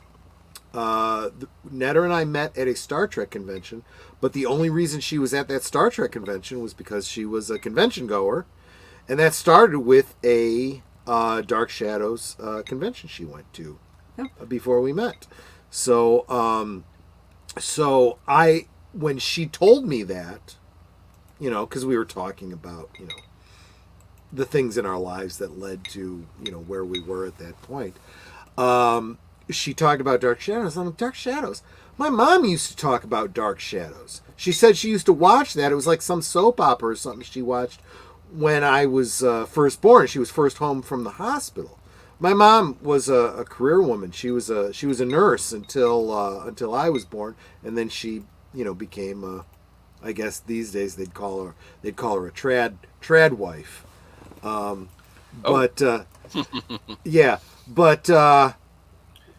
So I had no idea that this was this big vampire soap opera thing. I was like, really? I had no idea my mom watched something that would be like, what we'd call geeky in our sphere.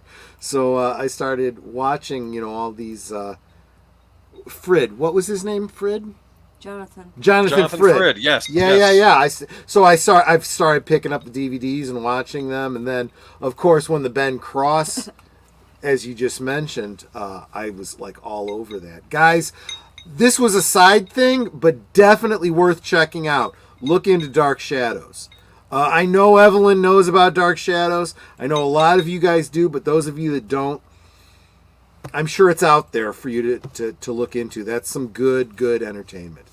I'm sorry, Boomer, you can go. No, it's okay. Now, someone was asking any Mario Bava movies. This one I'm showing now is a Mario Bava movie. I forgot to mention that. That sucked. I'm sorry, Index 6. That sucked. That was a parody, and I did not like it. I wanted to like it. I did too. I did thought, too. If they're doing a parody, this could work, but it kind of fell apart at the end. I liked Ava Green in it. I thought the casting was on. Look, I like Ava Green in everything she's in. Even that movie where she sleeps with her brother. I mean, it's. I think I have that on DVD somewhere, unless it got lost. I'm sure you do.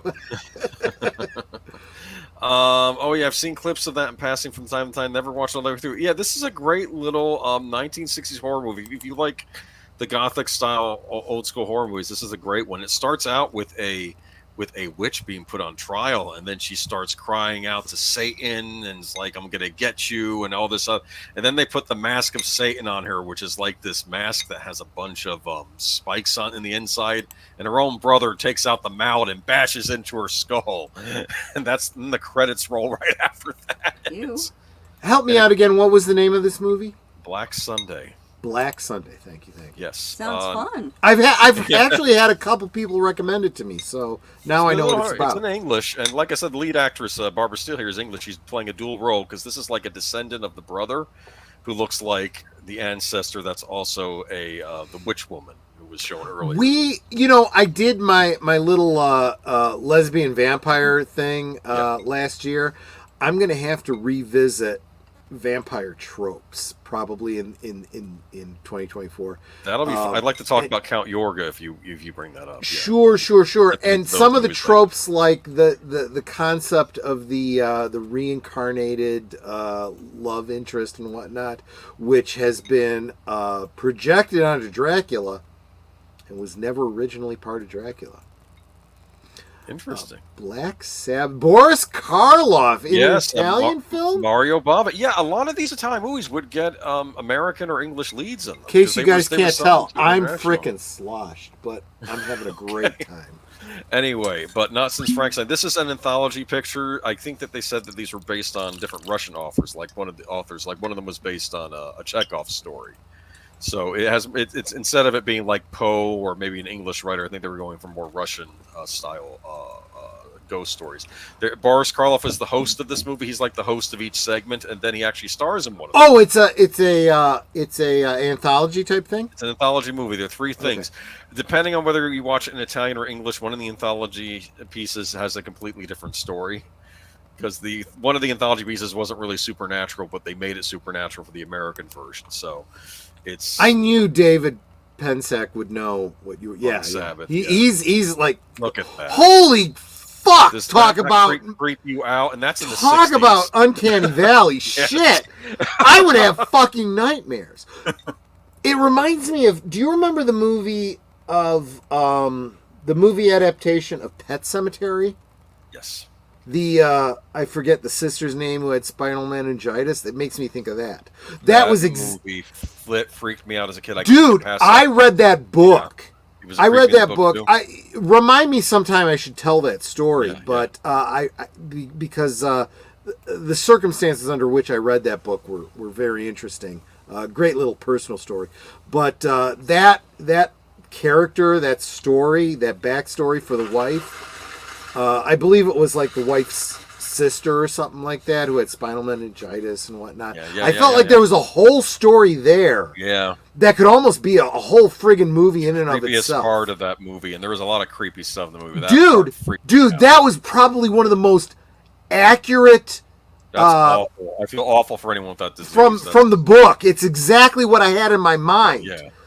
A lot of that movie was like, they fucked this up, but that particular bit, exactly how I pictured it from the book. Sorry, I got off on it. You got me off on a tangent there. It's fine, man. So now we're going to move a bit forward, probably into the 70s. Suspiria, that's another one that's been recommended to me. What is that? Dario Argento, this was his big horror movie that he released later in the 70s. He's done a few other horror movies, but I'm just going to mention this one here. Suspiria, it is a... you have, real quick, saying hi to Bosco Scenario. Thank you for... Oh, God. Look at that. Isn't that beautiful? Yikes. He makes the grotesque beautiful. Okay, but there's Jessica Harper. Wow, she's pretty.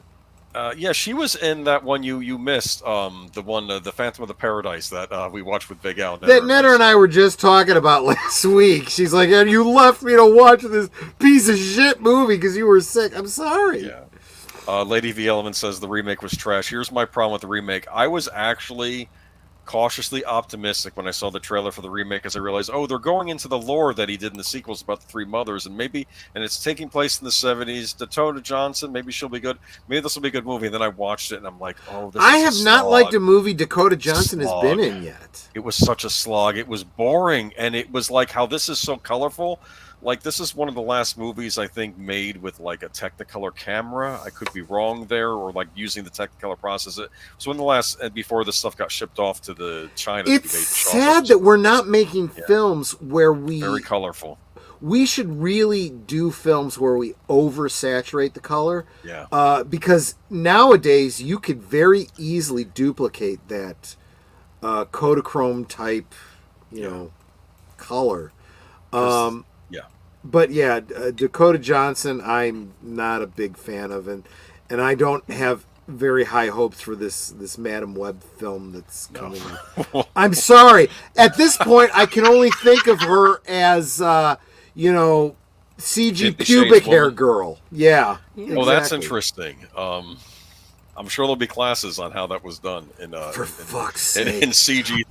I keep saying this. There was some CG artist who's like, you want me to what? You want me to create pubic hair for the... Oh, for fuck's sake. And he's got to go home and tell his family, yeah, I do computer graphics imaging for movies. Yeah, I do all the special effects. Yeah. But there we have Jessica Harper plays Susie Banyan, a young ballet student going over to a famous ballet school in Germany, which may house members of the occult. Basically, it's being run by a witches' coven. So there's some grotesque Sin, you are probably one of the few people that could convince me to watch another one of her frickin' films. To be fair, though, she's it's an ensemble cast in that movie. It's not just her. I haven't seen it. But there you go. I heard the same thing about the last Hunger Games movie with weird chick. It's like she's not a big part of that, so don't worry too much about it. Yeah. But definitely check out Suspiria. Deleted Scene said he never bothered to see the sequel. Sin was even typing it as you said it. Well, it's a multicast, so you can overlook her. I like both of her parents. I want to like her. That's just the thing. I want to like her, but she's chosen some terrible films to be in. I am a big believer. Okay, this is a general movie entertainment thing. I just think part of being a movie star, which we have almost none left, but the part of being a movie star is choosing your roles. Who's the biggest movie star you think of these days? Tom Cruise. He's one of the few that's left. Right. He made a bad choice when he chose the Mummy movie that he did. But everything else, friggin' great. In fact, he wasn't even the best thing about most of the movies he was in his, early career. But he made good choices, and that's why he got to where he is. So no, I'm sorry. I don't give a lot of leeway to, they're good, but they just chose it. That was their choice, and I'm going to judge them for it. And I'm sorry, let's get back to the topic, buddy. I'm sorry I interrupted you. I'm drunk, so I'm going to go off topic. And Anyway, it's my stream, so damn it, I can, right? Deleted scenes. I don't know which sequel to Suspiria you're talking about. If you're talking about Inferno, I do recommend it. Some people didn't like it as much as the first one, but I still think it's worth checking out. If you're talking about Mother of Tears, there's more recent one. Skip it. But moving on, and skip the remake. But no, he's a pedo piece of shit. I don't. Who? No, I don't watch him anymore. Who? David Hess? Tom Hanks. Oh, okay. Anyway, David Hess. Let's move on. No, oh God, I didn't mean to besmirch David Hess. Shit, man. No, he's not a pedo. He just plays one in movies. I'm kidding. No, anyway. Well, I mean, oftentimes in Italy, if they saw something that was trending in the United States, they say they saw Last House on the Left, and I think Italian producers fell in love with that movie, and they said we have to make. Little pause there since you brought it up. Last House on the Left. If you guys are all following us and Deleted Scenes for our Tuesday night Twin Peaks rewatch, you really should see Last House on the Left. Just saying. It's kind of hell. We may make it a watch party on a Tuesday night because it's that closely related to Twin Peaks. Actually, all serious, I just slurred my words. That's how drunk I am. Let's continue. Nothing against David Hess. He actually before he acted in these terrifying exploitation movies, he actually wrote songs in the 50s for Elvis and Pat Boone. He was a songwriter. That was his thing. Like, he wrote a lot of Elvis songs. Isn't that weird? Yes. No, that's exactly why I did not wish to besmirch David Hess. Real quick, I want to say hi to Critical Thinking and Drinking, as we call him, CTD.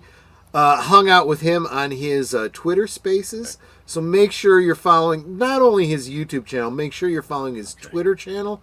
He's good people, huge supporter of Netter and myself, and he appreciates the fermented grain the way I do. So he's good people.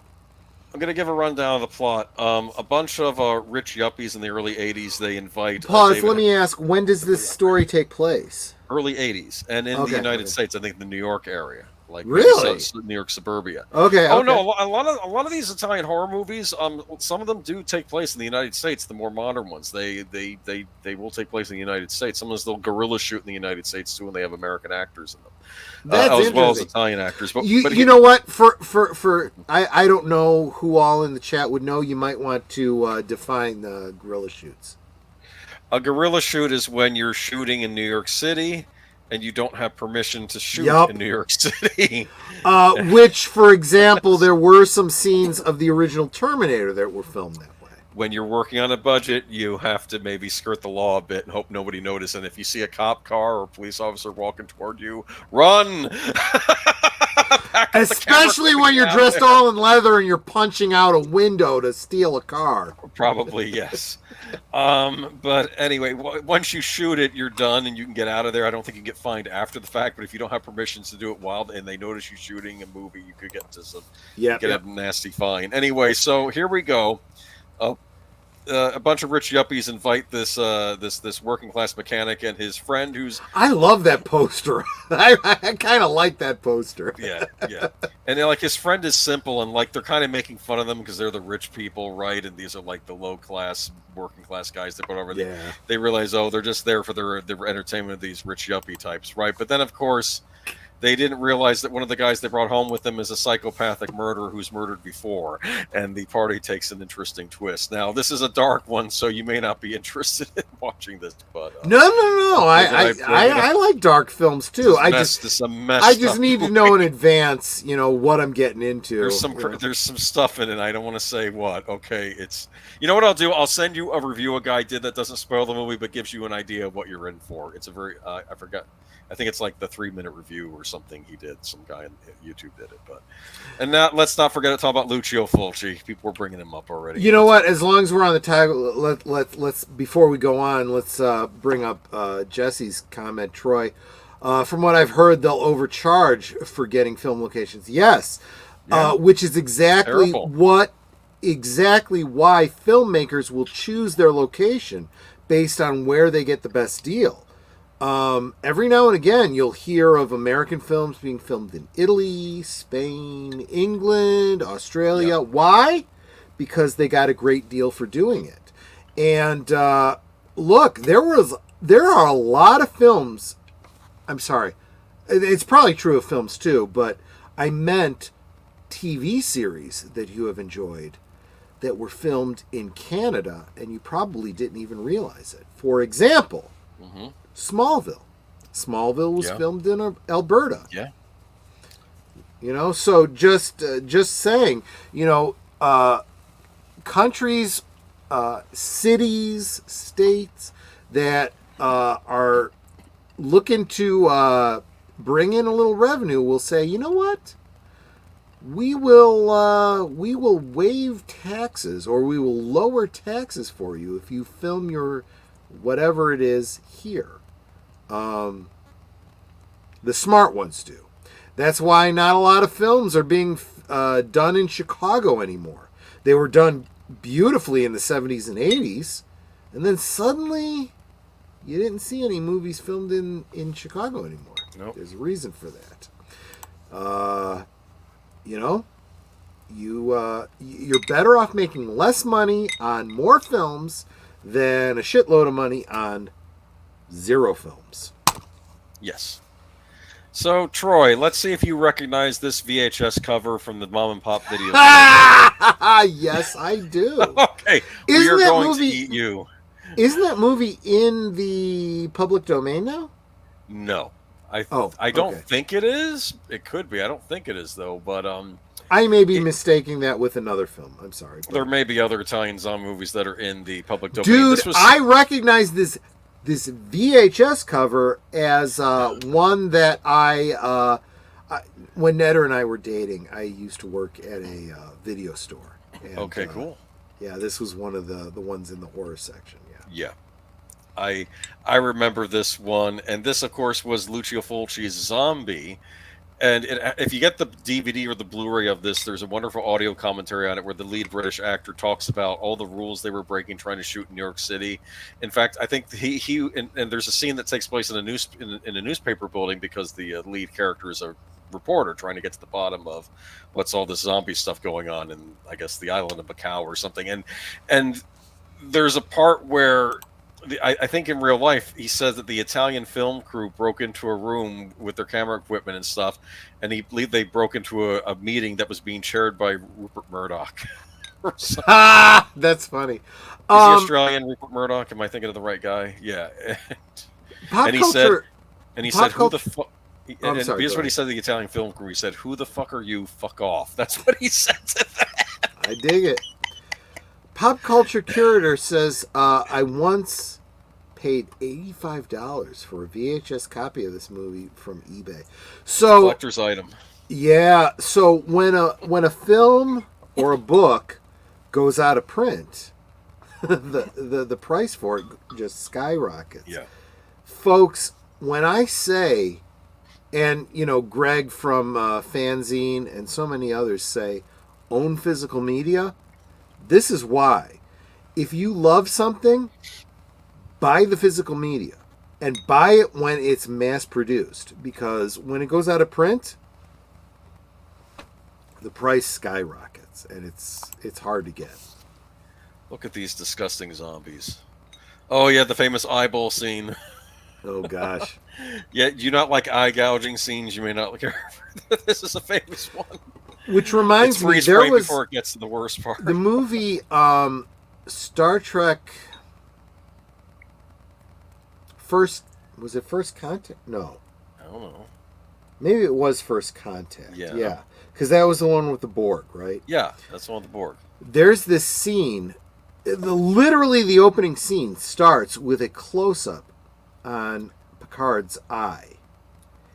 And it pulls out to the Borg ship. That's a and it gets great shot in the beginning of that movie. Yeah. That is, at least at the time that the film came out, I don't know if it's still true, it was the longest pull out in history. Wow. Yeah.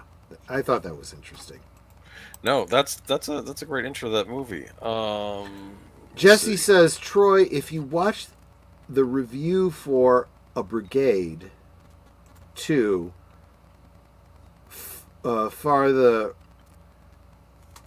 help me out. I think there's a typo in there, and I'm too drunk to figure it out. A brigade too far to the Belgium country was overcharging everything, so they had to go to Germany for supplies. Oh, I don't know. That's interesting. That's interesting. I didn't know that. So this is the Gates of Hill trilogy that Lucio Fulci put on. City of the Living Dead. That girl has bleeding eyeballs. Other stuff's going to start popping out of her because of a horrible zombie priest. I guess one of the priests in the town hangs himself, and then all the dead rise. And this is another one that takes place in the United States. It takes place over the ruins of Salem, Massachusetts, in the new town called Dunwich that was built over the ruins of Salem, Massachusetts. I remember reading one review where Dunwich is a reference to city. H.P. Lovecraft. And one guy in one of the reviews says, well, "That's funny. Last time I checked, Salem, Massachusetts was still around." Well, Salem is, but Dunwich is fiction. I know. House by the Cemetery. This is a creepy one with a like a zombie named Dr. Freudstein living in the basement. Do you like that cover? Read the fine print. You may have just mortgaged your life. Look at that, huh? Jeez. Yeah.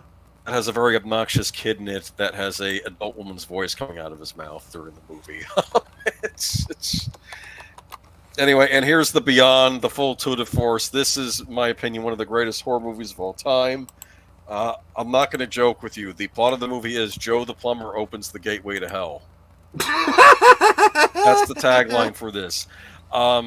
Basically, what is it? The movie starts out with an ungodly warlock named Spike, who was, I guess, painting in a Nolan's what you're hotel. describing sounds like a Mario film. Anyway, the angry mob crucify him in the basement and pour hot lye on him and wall him up, and then 6 years later he comes back to, I guess he comes, he's going to get revenge or whatever. And I'm not doing the movie justice. It's more complex than that. Very surrealistic horror movie. Takes place in New Orleans, though. And creepy stuff, but I want to get more into the Beyond. Check out the Beyond. You can actually, if you have Peacock, you can watch it. You can watch it on Peacock, and it might even be streaming on some of the free services for free. Just check it out. This is the movie the Amityville Horror should have been. Something horrible. You bring up a great point. There's a lot. All of these movies we bring up, some of them are available on things like Tubi and Pluto. And, yeah. So for free. So. We did not do the research to find out where you can see them. Go ahead and check them out yourself. Some of them you can watch for free. I actually have this poster. This is from the late 90s re-release that Quentin Tarantino helped get this re-released on cut over here. And I love this. Behind the doorway, lie the terrifying and unspeakable secrets of hell.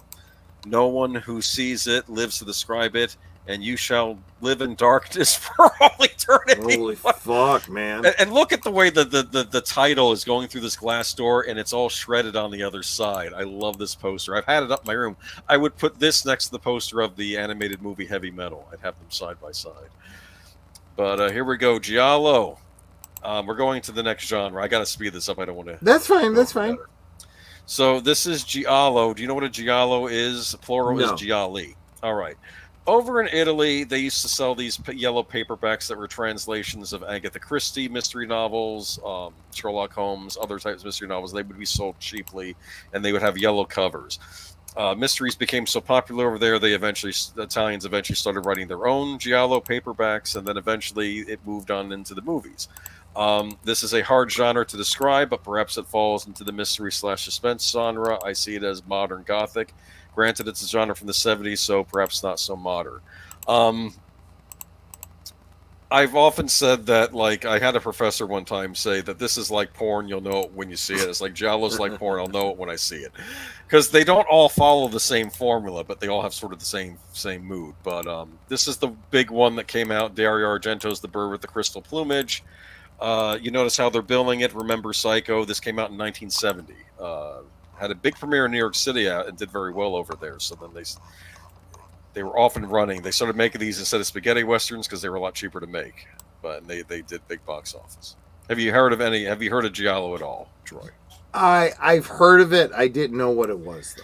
They're like, I heard one person in the documentary describe it's like an Agatha Christie style mystery, but with a lot of weird psychosexual stuff. Keep in mind, this stuff is taking place after all the counterculture revolutions that I know they were happening in the United States, but they were happening in other parts of the world. So it's almost like that 60s idealism is sort of flipped on its head in these movies. It's all kind of twisted. It's what I love about these movies. Cat O' Nine Tails, a lot of these movies have they'd have often American leads. That's Carl Malden. Remember him from West Side Story? Yep. He plays a blind man that overhears a murder happening. So he's a witness, but he only heard it. So he's helping, I think, a reporter solve the crime. It's pretty creepy. It's another Argento movie. This is Four Flies on Grey Velvet. Oftentimes, supernatural stuff may play a part in the movie, but it's not the central part. For instance, this is where they decide to get a final image from the person's iris or the eyeball to see what they saw. You know, we were talking about this the other week. Right. And the image was Four Flies on Grey Velvet. Now, of course, you said that's bunk, but it's in this movie, see? When the flies start to crawl, so will your flesh. These are American posters. Lizard in a woman's skin. In the annals of all of the abnormal, there is no more erotic nightmare than strange lusts of lizards in a woman's skin. The Black Belly of the Tarantula. See a lot of names in this. There's Franco Nero in the Fifth Chord. Look at that. The Red Queen kills 7 times. This is from the Arrow video cover, which you can buy on DVD or Blu-ray right now. Come on. That's Barbara Boucher. That's Barbara Boucher, by the way. You know her at all? No, I don't know. No, I don't, but she's a nice-looking actress. I'm intrigued. The night Evelyn came out of the grave, that's an old... was that a DVD Evelyn, cover? did you know you came out of the grave? There's a movie about you. Now, of course, even if there's something supernatural, it can never be the final point, so it cannot be that simple that Evelyn is coming out of the grave. Otherwise, it'd be a horror movie. Right. This one I love. Your vice is a locked room and only I have the key. Ooh. Which is actually a sort of a retelling of the Black Cat. Perversion Story. I'm sold. And it's on Blu-ray. The other poster's more explicit. It's like her kneeling down in front of the guy. Okay. This guy is married to this shrewish woman who's also dying of a disease, and he's already having an affair with another woman. He's kind of wanting her to die, right? And then his wife, I think, dies. And then he ends up going, I think, to Las Vegas in the United States, and then he meets like a woman that looks exactly like his wife, but she has like blonde hair. Then he ends up having an affair with her, and of course, wouldn't you know it, maybe this actually is his wife, and it was all a scam. And it's like she's like the exact opposite of how she was. Like she was prudish in Italy, and over here she's, I don't know. I don't know, you ever saw the movie Danger Diabolique? Let me tell you something. There's something super sexy about being with a super prudish woman that turns out to be a little dirty. I think she had a horrible plan in mind for her husband, though. Hello, that's a great poster. That's Edwidge Fenech. Hopefully I don't get into trouble. There's no nudity in it, though, right? No, I have... Dude... The strange vice of Mrs. Ward. I can get away with a lot since I'm not monetized. Since I'm not monetized, though, all my income comes from if you want to buy me a drink, please do. You like this title, Strip Nude for Your Killer? I dig it. It seems wants to say, if you're going to kill me, I'm not going to strip nude for you. That's what I want to say. I'm sorry. Well, no, let me strip nude for you. Maybe you don't kill me. I've told you these genres become more screwed up as we move along. This is the Italian poster, The Forbidden Photos of a Lady Above Suspicion. What Hollywood studio would have the guts to call a title "The Forbidden Photos of a Lady"? I'm starting to love Italian cinema more and more. You know. All right, I'm gonna say if you want to start out with Giallo, I'm gonna recommend 2 movies because these I think are 2 of the best. This is Deep Red, known in Italy as Profondo Rosso. This is Dario Argento's big, because Dario Argento started with those animal. I thought the same thing, Lady V. I really did. It might have. It's possible. And the reason I bring these up, I've noticed whenever you look at like Blu-ray aficionado videos on YouTube and talking about Blu-ray, you always see Giallo movies in the background. And I have Giallo movies, and I realize for a lot of us young guys right now, I got into this genre about 10 years ago. This is a relatively unexplored genre for those of us living in the United States. It is a uniquely Italian genre, and it is unique to its period. They really only this is the problem having Sin in our chat. She's like a step ahead of us when we're talking about movies. Yeah, she is the subject matter expert above all of us. There are actually 2 cuts of this movie. There's the longer Italian cut where most of the movie's in English, but then it switches over to Italian language scenes because those are the versions never dubbed in English. Then there was an American cut made a few years back where I think there was an American cut really released in theaters, but they had to tone down the violence and gore, but then they reinserted those violence and gores into the American cut. I actually like that version. It's a 90-minute cut. I think it flows better. Look at that, though. You run into your house and you see a doll hanging up like that. Get out of the house. Yeah. Leave. Well, look, your first instinct is not like something supernatural. It's like someone's in my house. Well, there's a disturbing. I need to go. I need to get away, or I need to get to my gun. You know, he's gonna kill you in a very. What'd she say? What are you doing in my house? Get the F out. Yeah, Netter's a fighter, and that's part of what I love about her. But it's also you got to temper that. I don't know what's with the kids in these movies and their Buster Brown look. I don't know. This is a flashback scene to someone who may or may not be the killer. I don't know. With the tempera paint blood, a la the Hammer horror. Yeah, well, this is still using kind of that Technicolor style of film. This is an interesting plot of the movie. Now, there's a little conference, and it's a full-on psychic in the conference. And this is, of course, late 70s. ESP is big, right? And she's sitting there, and she's demonstrating, like, what did this person have for breakfast today? And she'll say it. And then she gets a really horrible image in her head, like she's, like, struggling, and she says, "There's a killer here. And this killer will kill again, and I know who it is." And then it kind of cuts to her being in the apartment after she's visiting. And, of course, the killer in the audience heard this and murders her. And then this character, an English pianist, who's played by David Hennings, I think the actor name, he overheard the screaming and is the first one on the case so he kind of gets wrapped up in this because the local reporter, played by Daria Nicolodi, says that he witnessed the crime, so now he's stuck involved in the case because now the killer saw that he was in the building like not long after this happened, so now he figures he could be the killer's next target, so he'd better solve it. A lot of the time in these Giallo movies, it's either an American tourist or an English tourist in some other European country, and they're kind of stuck there and they get involved in a murder case and they have to solve it on their own. It's about an amateur having to solve the crime because the Italian police are usually too inept or incompetent to figure this out. I want to ask you something. He has to figure this out. I want to ask you something, Boomer, before you go to the next slide. Yes. Can I? I can. I can change your slides. Don't. No, I won't. But I just discovered that I could. That's kind of cool. All right. So if I'm like, oh no, I got to go back to something, I can. But I highly recommend this movie. If you have a cut you can look at, I'd say go for the 90-minute cut, but you probably can't go wrong either way. But I tend to like the 90 cut a little more. I always like more. Might be purists in the chat that are yelling at me saying that the Italian. No. I always like more because you can always okay, forget that scene. Go on, type of thing. I think the Arrow limited edition. Booze. You like more. I do. She's not wrong. Here is All the Colors of the Dark, starring the beautiful Edwige Fenech in this as well. She shows up in a lot of these movies. There we go. Ooh, yeah. Score one for brunettes. See? Yeah. And It's funny. The movie starts out with her being kind of stalked by this gentleman with these weird blue eyes and a transatlantic accent. Is that an ice pick he's holding, or is that just a knife on Might it? Just be a glad to knife. see her.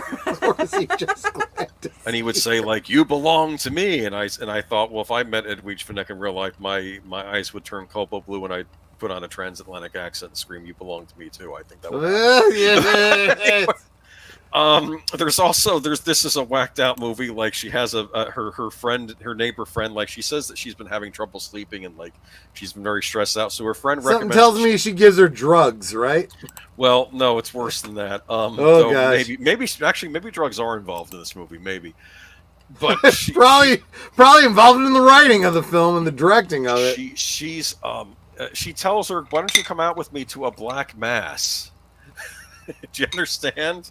Yes, I do. And if someone says that to you in real life, you go, the correct answer is no. Do you know what happens at the black mass? They are boring. They're as bad as the Catholic ones. I've had to sit through both. Black masses? You've been to a black Like a mass? satanic. Yeah, remember full-on when one of our coworkers died? No. Black mass is in like Satan worshipers. Satan. Oh, Yeah. I thought you meant No. mass at a black No. church. Oh, not a black church, like a Because black. those are boring as all get out. Okay, And the well- preacher just talks about himself the whole time. I'll take your word Netter. for it. Oh, Netter. Anyway, And you haven't had that much to drink, for crying out loud. this is what happens in the scene. I think, like, her friend says, "Oh, now I can be released," and like they make Edwige's character stab her friend in the heart, and then I don't know, maybe that doesn't happen yet. Maybe that happens after this. Here's what happens in the scene: you see the head high priest here holding a puppy dog. And then, like, he gets out a knife, and I guess he stabs the puppy dog. No. John Wick. I'm going fucking John Wick on these people. Probably anyway. And then he gets the blood from the dog and pours it into a No, cup and fuck that. makes her Go to drink the next from cup. movie. No, I don't makes want to her hear drink. any more. I don't want to hear any off more. comes the clothes. But then, of course, is it just a vision she had and it didn't really happen? And then this guy shows up as the chief of police. What's real? What's not real? Is she losing her mind? Is it not? It's just messed up. Let's move on. Anyway, Yes, that's Giallo. please. Maybe just go with Deep Red for now, okay? Deep Red, Dario Argento. Why are you going backwards? Because I wanted to go back to Deep Red to show you what it looked like. Last Okay, thing, and then okay. we can move on. I'm not going to spend too much time on this because this is a relatively new genre that I've only discovered over the past couple of years. This is, I'm going to probably butcher the pronunciation, Polizioteca, I think, or Teki, Poliziotechi. Also known as Eurocrime movies, that's the other thing. These focus on police, mafia, and vigilante movies. I'm not going to mince words. These movies will mess you up. One of these messed me up, and I was actually very upset after watching. We're going to have to also do a watch party of Falling Down sometime soon. Yeah, I think Franco Nero is in one of the vigilante movies. I have to watch Syndicate Sadist. I did get it for my birthday, though. I got a box set of these. But this is when I watched the Italian Connection. You know how there was the French Connection? Yep. Godfather Wants Revenge. Are you getting a thin message here? And this isn't. I don't think this is the American producers. I think they were calling this in Italy. They said that someone over in Italy saw the Godfather, the French Connection, Dirty Harry, and said we can do that. Okay. I see that. Yeah, absolutely. You recognize the guy on the left, Henry Silva? Yes, I do. Well, Buck Rogers, wasn't I it? was just going to say, for me, it's from Buck Rogers. What He else showed he's up been in a around? ton of these. He I'm was sure. always like a hitman or an assassin. He was terrifying. He always played a baddie, right? Yeah. I think the plot of this movie was the Italian mafia stole a bunch of heroin from the American mafia, and they're going to blame it on a low-level pimp in their organization. So, it was him that stole the stuff. And so, of course, the American mafia sends over these two hitmen who are some very scary-looking characters, don't you think? I would say, yeah. And apparently, according to them in this movie, I guess the American mafia was more scarier than the Italian mafia in Italy. I don't know if that's the case, but that's how they're treating it. And then you have this poor pimp who's having to fend for himself. And even though he's a pimp, he's divorced. I think he has a young daughter or son. There's a scene in this where I think one of the executioners that comes after him hits his son with like an ice cream truck, is like he's pretending to be the ice cream man, and he just goes chasing after him all over the city, and it's this ice cream truck gets messed up, and you'd have to see it anyway. Real quick, I want to say hi to last night's guest on Netters Network's Thursday Things, Clifton 3D. If you haven't seen that video, please go check it out and subscribe to Clifton 3D. He is good people with a good channel, and highly recommend him, please. There you go. This movie is called The Stunt Squad. And this is about kind of police that, use unorthodox methods to catch criminals, like they have these fancy fancy motorcycles that they kind of reminds me of the concept behind the Lee Majors Fall Guy. Oh, okay, maybe. This is a criminal. Now that looks like him. This is the criminal they're going after in this movie. From what I remember, this criminal is so horrible. And oddly enough, the cops in this movie are actually on the up and up, despite the fact I admire that hairy chest. He's a real man, right? They don't break the rules when they're going after the criminal. They're not breaking the rules, and they just can't get this guy. And I kid you not, I believe the movie ends with, I think the townspeople just get fed up with the police and knock them out of the way before these guys, and just start beating up on this guy themselves. I think all the people on the bus start beating the crap out of him. I think a Saturday evening mass lets out at a church, and all the people from the church come and start beating the crap out of this guy. I think he gets. I think that's how it ends. I don't care what he's guilty of. At a certain point, you're like, I'm sorry, I'm on his side. Well, he was a horrible criminal, but my point is that what's the lesson here?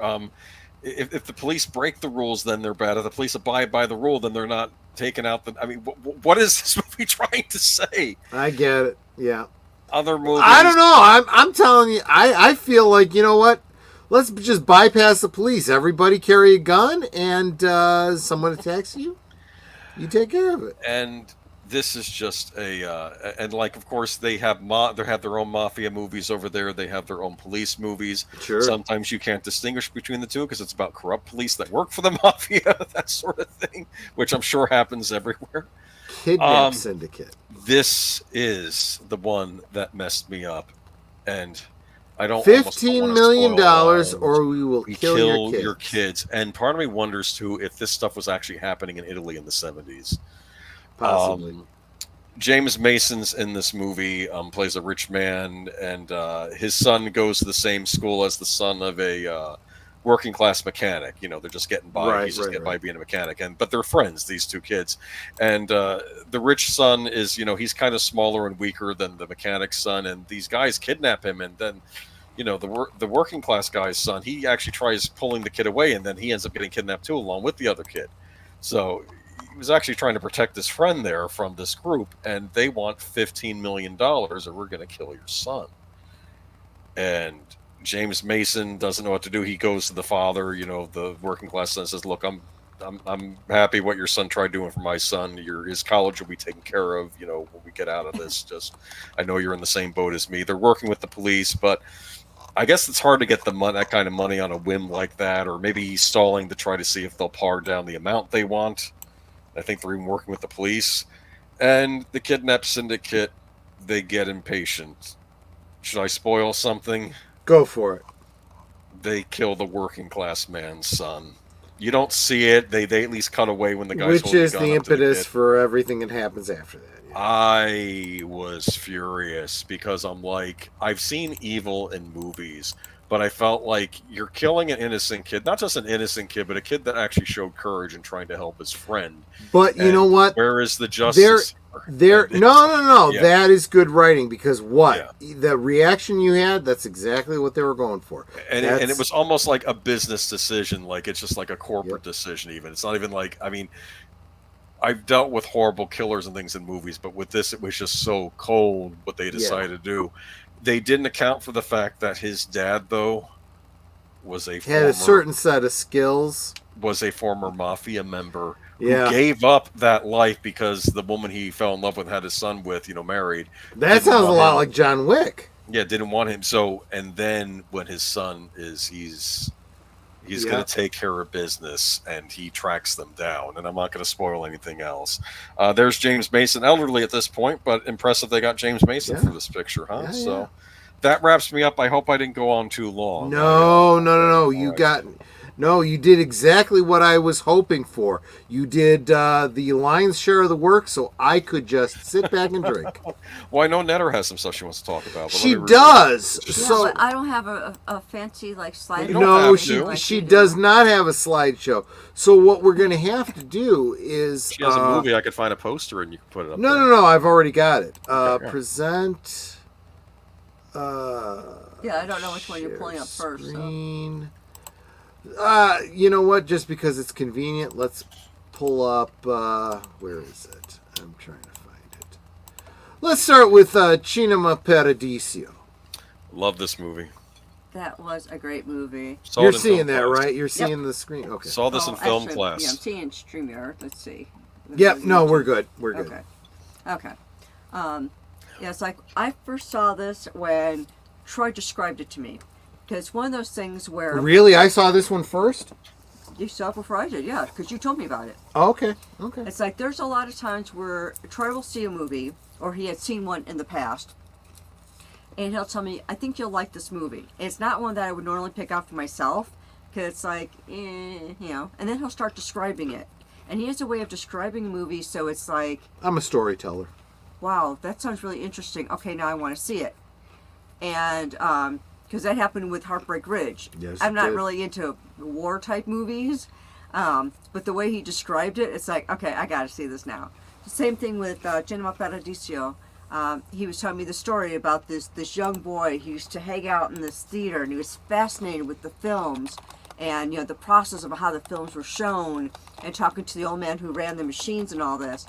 And this was back where the priest would sit in the audience for the screening by himself, and he would, you know, tell him to cut out parts if somebody was kissing or even like holding hands. And you could not ever show like, you know, part of a bosom or anything, because no. So he would tell the, you know, he would like hold up his hands so the projectionist would put up. Now I want to see some bosoms. After this stream, I want to see some bosoms. Yeah. So the projectionist would put a piece of paper in a slot on the film so he could edit all that stuff out. So it was worse than PG. It was just like, yeah, it was horrible. It was kind of like, you know, someone's about to go in for a kiss, all of a sudden the scene has changed, and now, I don't know, they're... And the audience would be like, hey, what up? No, I think the audience was like, they always cut when they get to the good part. And I have a feeling this is a small Italian village. They probably weren't aware that these movies were being censored in their little town, right? Yeah. Well, they kind of figure it out, because it's like, you know, the man will start going towards the woman's face to kiss, and all of a sudden the scene changes, and they're like, I don't know, walking down the street or sitting on the couch smoking a cigarette. It was interesting because what would happen is the priest would ring a bell.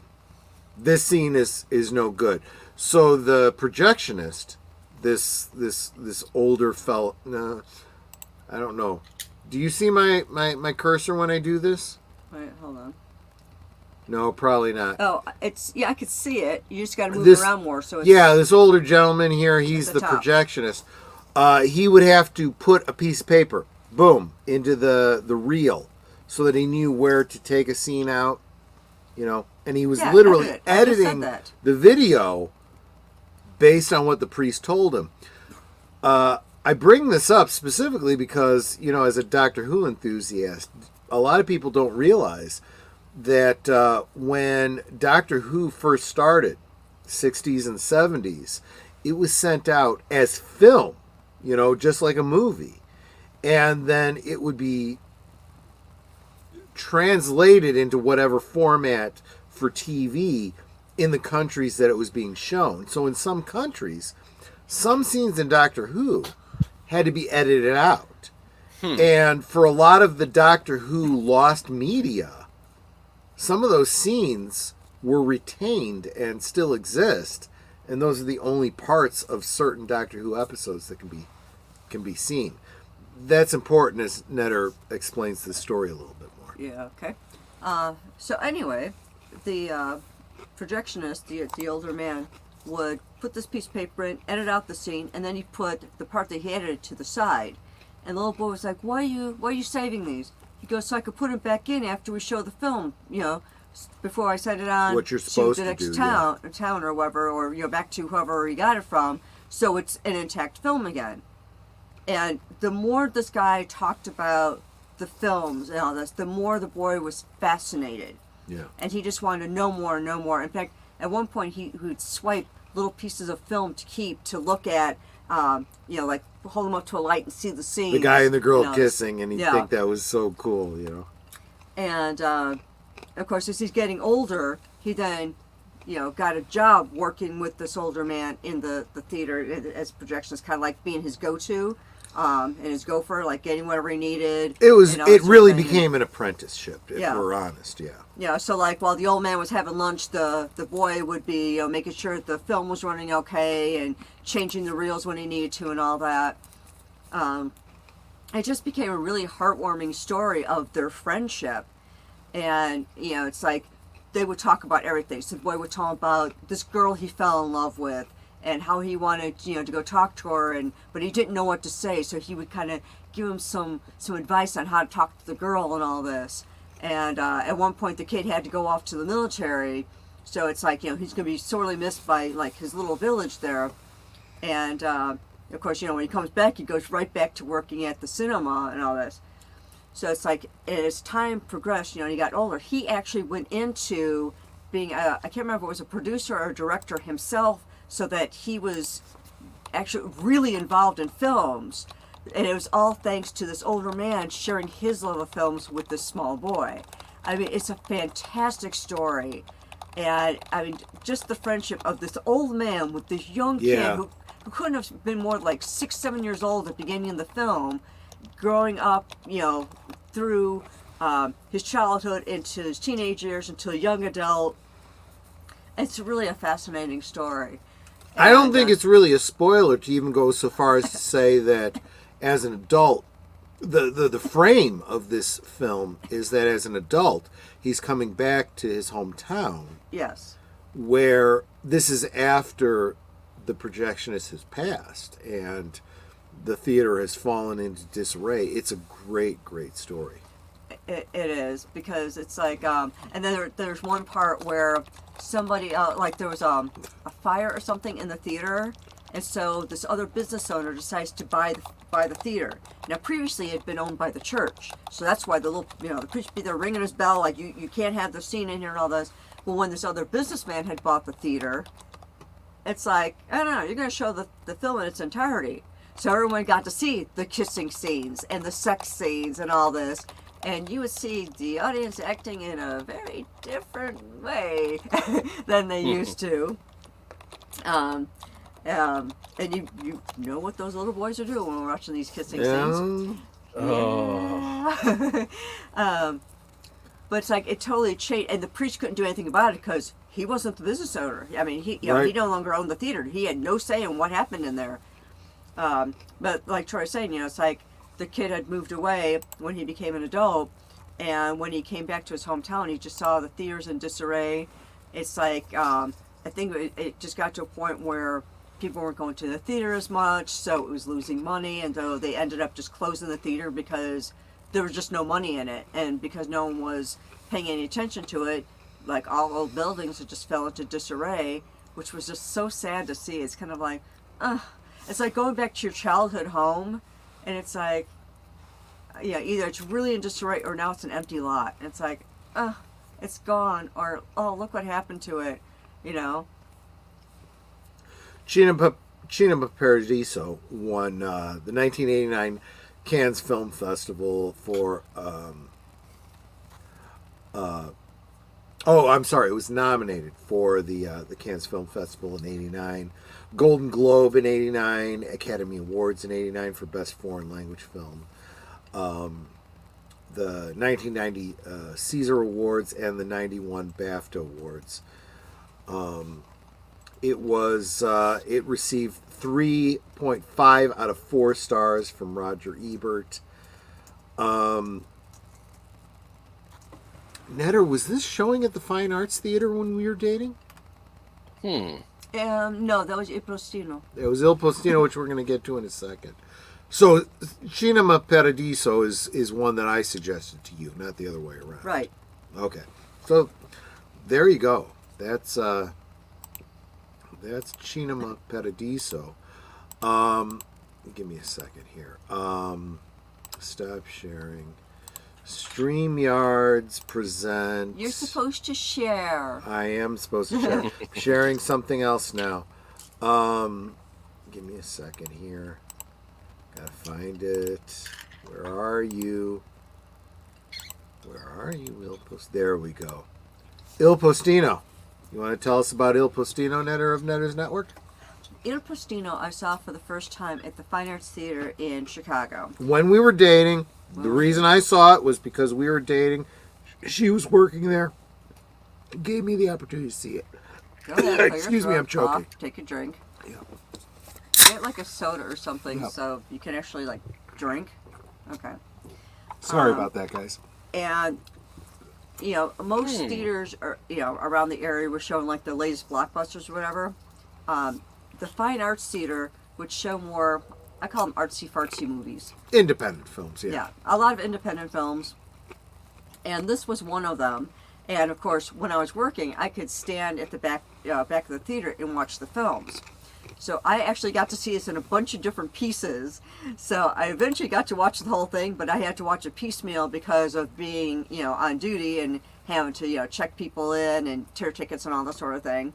And it's basically a love story about this fellow that he's a postman. He gets a job as a postman, and one of the people he has to deliver mail to is this great poet who lives on the top of a hill. And, you know, he's like one of those guys that, you know, the poet keeps to himself. He doesn't really talk to people. He's like, you know, like, don't bother me type of thing. It's like, I'm too important. I don't want to deal with anybody. Right. But the postman dares to speak to him. And he's, you know, starts up conversations with him, and the poet just kind of waves him off the first couple times. But then he meets this girl, and it's like a bar restaurant thing, and he falls in love with her. But he doesn't know how to talk to her. So he asks the poet, he goes, I'm in love with this woman. You know, this is her name, this is what she looks like, she's absolutely gorgeous, she has stolen my heart, I don't know how to talk to her. So he gives him advice on how to talk to her. And kind of poetry flowery, but, you know, like sincere, but like telling him things to tell her so that she'll be like, oh wow, you know, you're so poetic and it's so beautiful and all this sort of thing. And as the story's progressing, he's becoming a friend to this poet, and the poet is teaching him different things and, you know, basically how to look better and act better, because, you know, he's a peon. He's the lowest life of you know, the village, you know. Let me teach you to be classy. Yeah, like, you know, doesn't make a lot of money. People kind of look down on him, you know, oh, you're just a postman delivering the mail, you know, and all this, you know, you're nobody type of thing. And so he teaches them, you know, you talk better, you act better, make sure you're clean, you know, that sort of thing. And when you talk to a lady, it's not, you know, like, hey, nice boobs. It's, you know, you were dressed so finely this morning. Right. You know, I cannot avert my eyes type of thing. Something flowery and beautiful that really compliments her. So she's like, oh, that's nice. I like that, you know. And I say really becomes friends with this poet. I don't Just for the record, I was already like that before I saw this movie. The thing is, though, I don't remember how it ends. I know there is a funeral, but I don't remember if it's the poet that passes or if it's the postman who passes. It's better that you don't spoil the ending. Yes, I know, but it is very sad and bittersweet at the end, and it's one of those ones where if you don't cry, what's wrong with you? I will add on to that. The real world behind the film story is pretty tragic too. So Massimo Troisi, who was the star of the film. What? What? Why are we laughing? Sir Turtle Gang's coming. What's that? It's not, hey, nice boobs. It's madam, your tits are fantastic. Thank you, Sir Doran. You dingleberry. Austin Powers too. That's what he said to Rebecca Romaine. That's perfect. It wasn't perfect. suave at all. Eventually, this whole series is going to come around. And we'll talk about older American films that they don't make anymore, and what we may not see in our lifetime anymore. But what I was going to say about this was Massimo Troisi. He was very ill during the filming of this movie. There are actually scenes in the movie where he coughs and he coughs up blood. That is not just part of the story. They worked it into the story. That was real. I'm not sure what his here. Looking at Wikipedia here, Troisi came to international fame through the success of Il Postino. He died in '94 of a heart attack in which Sister's House at Infernato, Rome, 12 hours after the movie filming on Il Postino had finished. Wow. Yeah. It was reported that he postponed surgery to complete the film. He was posthumously nominated for Academy Award for Best Actor and Best Writing for Il Postino. Yes, he was writer on this film. And was the 6th person to be posthumously nominated for an Acting Academy Award. But yeah, there you go. That really adds to the whole story behind Il Postino. It's a beautiful film, and yes, it is subtitled. Unless of course you know Italian, then you can just listen. Yeah, exactly. But if you don't speak the language, again, I'm going to recommend a video from one of the most recent videos from Retro Blasting, the dubs versus subs. Given an opportunity, see the film in its original language with subtitles. Take the time to read the subtitles, watch the movie without playing around with your computer or your phone or whatever it is. Pay attention to the film, right? And if you have to, you hit pause and rewind, right? Because then you can really be absorbed by the performance of the actor in their native language. And just listening to the Italian language. It's beautiful. It's so beautiful. It's beautiful. It really is. Like we've been watching this South Korean film series, or we talked TV about this series last week, yeah. Called Marry My Husband. It's like, I think I'm picking up a few words in South Korean. Yeah, it's true. Michael French at Retro Blasting said that he listens to, he always gets the subtitled versions of these Japanese anime. At this point, he's starting to pick up words in Japanese because of that. So definitely, I would encourage you, don't be afraid of the original language with subtitles, but by all means, watch it the way you want to. These movies are absolutely worth checking. Konnichiwa. Konnichiwa. That's Japanese. What does that mean? Good afternoon. Good afternoon. Thank you. And Ohio is good morning. Ohio is the state where most of my family lives now. There's actually kind of a funny story on that. I was with a Japanese friend of mine. We were driving downtown Chicago, and we weren't really talking. We were just kind of in that comfortable silence. All of a sudden, I said, "Ohio." He goes, "Wait, how in the world do you know the Japanese word for good morning?" I said, "I don't. I was reading the license plate in front of me." That's and funny. He looks. He goes, "Oh." So I inadvertently learned a Japanese word. You can't leave us hanging here, Lester. What does konbawa mean? I don't know. I've heard that word before in anime. I'm trying to remember. I'm sure he did, but unless he translates it, I don't know what it means. Look, I know what I don't know, you know. And then oyasumi is good evening. Good evening. Okay. So yeah, we've kind of gone over, but it was totally worth it. I hope you guys got a good list of Italian films and at least one Spanish film to check out. And then, of course, the Trinity films, which are just fun westerns. That's right. We didn't really get to those. Trinity, They Trinity call me is Trinity, and Trinity is still my name. Thank you.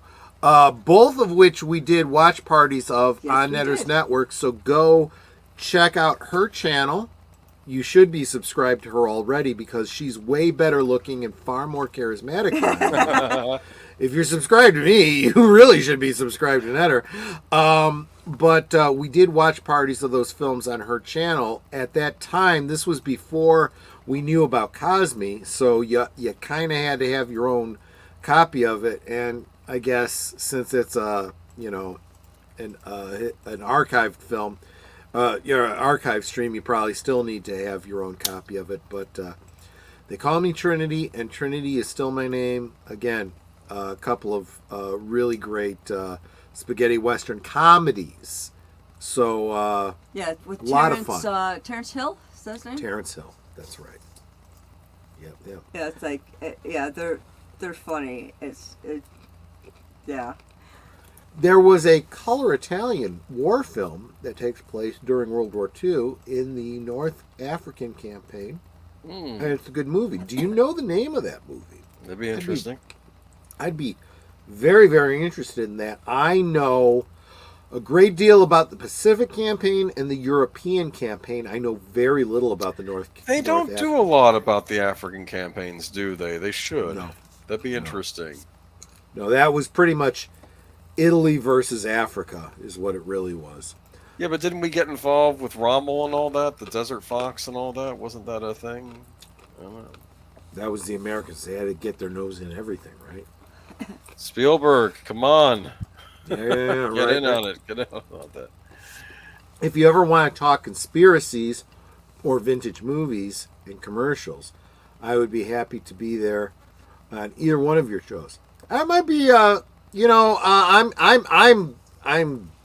blotto at this point. So Netter and Agent Boomer, you better remind me later to reach out to Index 6. That's actually Index not a bad 6. idea. Uh-huh. I'll make a note. Netter's making a note. Thank you. Index 6. I like his He-Man. He-Man. Yeah, that's Man at Arms. Man at Arms. That's Tila's father. Absolutely. One of my stepfather's uncles was involved in the African campaign. I honestly don't know anyone who was involved in the American. They should do African some movies about that. I'd like to see more of them. Like I said, I had one great uncle who was a prisoner of war in the Pacific campaign. He was at Iwo Jima. And I had three great uncles who served in the European campaign. Yeah, Index 6, for some reason, I was not subscribed to you. For Well, sure I had been, but like I always say, always check to see if double you're check, subscribed yeah. to people because YouTube sucks. So I'd also appreciate if you would double check that you're subbed to me because that would be amazing. And I'm about to put your... Just to assure everybody, I am starting to sober up, so I will be able to end this stream appropriately, I hope.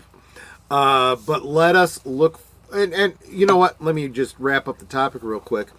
Again, the reason we're doing these streams talking about films from other countries that we've enjoyed, because we're guessing you may not have ever even heard of them. And if we don't share them with you, you won't have the opportunity. And right now, we are in an entertainment desert. Nothing that's coming out of, the entertainment industry in the U.S. is any good. Might be worth looking at some older stuff, and especially from other countries. Dig for those artifacts. Yep. I'm not sure what we'll be talking about next week, but in 2 weeks, we will be stepping over to the Scandinavian countries. And we will have a The current plan is to have a special guest who is a subject matter expert from the Scandinavian countries, and no, sadly, it is not Andre of Midnight's Edge, but it is a great YouTuber that you all need to meet, and we will be chatting with him in 2 weeks. But in the short term, what are we going to be doing tomorrow night, Netter? Actually, I mentioned it at the top of the stream because it's a film that was filmed in Spain. If y'all like H.P. Lovecraft, H.P. Lovecraft, then you will like this film. I've actually never seen it, but I'm looking forward to it. It's called Dagon. Yeah. It's a excellent interpretation of the H.P. Lovecraft stories, Dagon and Shadow over Innsmouth. But it's also, because of the setting, a little weird too. So it actually lends something to the movie. I think you guys will enjoy it. Hope to see you over on Netter's Network tomorrow night at 9 Central, 10 Eastern. And then Sunday is all deleted scenes all the time, Mr. 800 plus subscribers, you bastard. Starting at, I want to say 3 o'clock Central. Correct me if I'm wrong.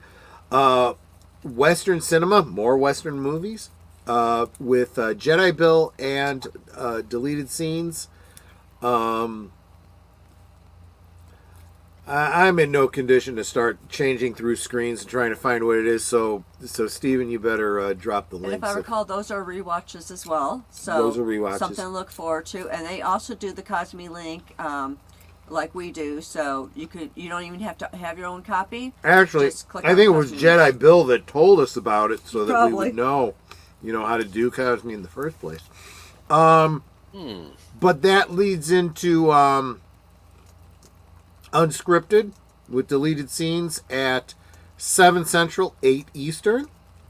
Don't know what his topic is, but his titles are always pretty cryptic, so I think he keeps you guessing to the last minute. Which brings us up to 8 Central, 9 Eastern. Geeky Geezers on this old bastard's channel. What are we going to be talking about tomorrow? A few things like the Suicide Squad Kills the Justice League game controversy in the news. Fuck that bullshit. Oh boy, I'll have some things to say on that. I'm glad I found that follow. This is one of the great things about doing a news show that's weekly. Mm-hmm. It gives us a chance to get some of the updates. Yeah. So yeah, we'll bring that to you. We may not be having this update about a certain something being sold to somebody else, which turned out not to be true. So maybe we'll just that's gonna be fun. I'm glad that turned around, and I'm like, you know what? We should report the whole story. Okay. And I'm trying to think what else. Carl Weathers, of course, we'll be remembering him. So. Unfortunately, rest in peace, but we'll talk about that more Sunday. And Jim Carrey returning to Sonic the Hedgehog, Sonic 3, so that's good. Yeah, I saw that. That's interesting. Yeah, I'm glad he's back, so, yeah. Yep, so that is... And then, of course, we end our weekend with deleted scenes for The Other Side of Midnight, 11 Central, midnight Eastern. And I cannot type and think at the same time when I'm drunk. So, yeah, just wanted to drop a message there. So that is Saturday, Sunday. Tuesday. Tuesday's the next thing over on Deleted Scenes. But all of us here on the panel will be on Deleted Scenes channel for live from Sparkwood and 21 for the next episode of Twin Peaks. When last we left our heroes? I think heroes is an appropriate way to say it. Agent Cooper had just rescued Audrey Horne. We had begun the trial of Leland Palmer for the murder of Jacques Renault. And we got the seeds of some future tangential and somewhat related mysteries, as well as the death of Laura Palmer. And a precarious situation with Harold Smith, which we'll pick up. I love the way you focus on that character. I'm glad that you do that. So that's Tuesday. Mm-hmm. Thursday. Netter, what's going on Thursday? Thursday. Over on Thursday Things. My guest, we were talking about him earlier, will be Jedi Bill. I'm looking forward to having him on the stream, and I know you will. I cannot talk, and you will enjoy hearing and seeing him as well. And I will get and I will get the opportunity to share with him live a lot of ways that he has contributed to this channel that he may or may not even realize. So we'll talk about that on Thursday too. Yes, like in fact, some of the people that I've come to know have been through Jedi Bill. Yep, he's Just good like- people. Just like some people I've come to know has been through Orville Nation. So it's like different people will introduce you to other people's, which is why I started doing Thursday Things, because it's like you come onto my stream. So I'm plugging my channel. If you come on to Thursday Things as one of my guests, we're talking about you. We're talking about your channel. People that may not know you are now coming to know you. Yep. And then they'll go to your stream, over to your channel. They'll watch your vids. They'll recommend you to some of their friends. And that's how you start getting more and more subs. So when you're on my channel for Thursday Things, you'll probably end up with an extra 2 to 5 extra subs, depending on how many people we get in the chat and who hasn't already subbed to you. But then, like I said, they recommend you to other people, and then your subs start going up a little bit more.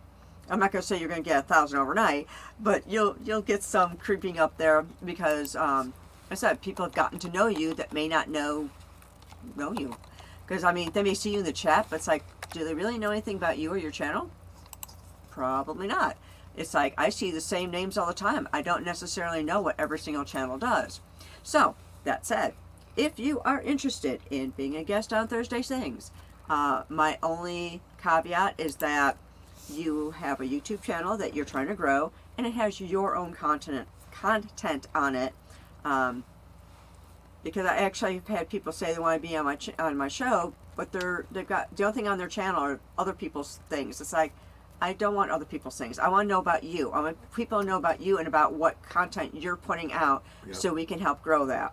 So if you are interested, on my Thursday Things, I always have my Twitter handle and my email address, but I am going to put them in the chat, so give me a minute to type that out. And so DM me on Twitter. If for some reason Twitter's being weird and won't let you DM me, and I have like no filters or anything on, so anyone should be able to. I think you have to follow me first. So if you're not following me, you're not going to be able to connect with me because somebody else had that problem. If you're not following Netter, what's wrong with you? She's a pretty lady on social media. You should be following. Yeah, so make sure you follow me, and then you can DM me. If for some reason it's still not working, send me an email. And just put Thursday Things in the title or the subject line so I know what it's about. Otherwise, I'll think it's spam because, I don't know people's real names. And, in the body, let me know what Thursday you want and your screen name so I can do a thumbnail. Yeah, that helps. And I'll get you on the schedule. Right now, I'm looking for March and beyond. So, yeah, when you got people like deleted scenes, pulling away, doubling his subscribers in a week, we need to work together to catch up to the bastard. So, talk to Netter and we'll see what we can do. Bosco Scenario, if I didn't say hi to you earlier in the stream, thanks so much for being here. You did. You are, okay. Well, I'm saying it again. I appreciate, because I appreciate every single one of you. Did my email to you go into spam? I did message you after the stream. I was on for you. She's talking to you, Netter. Let me check my spam. But so next week, I'm not sure what we're gonna do. I'll talk with Age of Boomer off stream, but I don't know. Let's talk about it now a little bit. Boomer, what do you think? We've been talking for weeks now about doing a Mammoth watch party. Should we do either American Buffalo Glenn Ross? Or Glenn Ross? You think that one? Glenn Ross, because we've been talking about that one for a while. Okay. But, okay. We'll do that next week, and then yeah, unless my guest for 2 weeks from now falls through, we will be looking at. We will revisit the topic from tonight. We'll be going from Italy to the Scandinavian countries. So sounds good. And then I'm sorry. I'm drawing a blank. I know that Big Al has a rewatch in a week and a day from now, but I can't remember what it is. So just make sure you're subscribed to Big Al, because he's on the off Saturdays from Netter. So there's always a movie showing on Saturday night on those two channels, and it's a lot of fun to hang out with friends and watch a movie together. It's kind of like Netflix and chill, but it's not Netflix, and there's no hanky-panky going on. I mean, you can do whatever you want on your side of the computer, just not with us. Just saying. Did not know this, but this is information worth knowing. Index 6's real name is Tim Murphy. Well, Tim Murphy, you are now the official man-at-arms of the stream. And we super appreciate having you here. So that is the week in review. Age of Boomer, was there anything I should have covered tonight that I missed?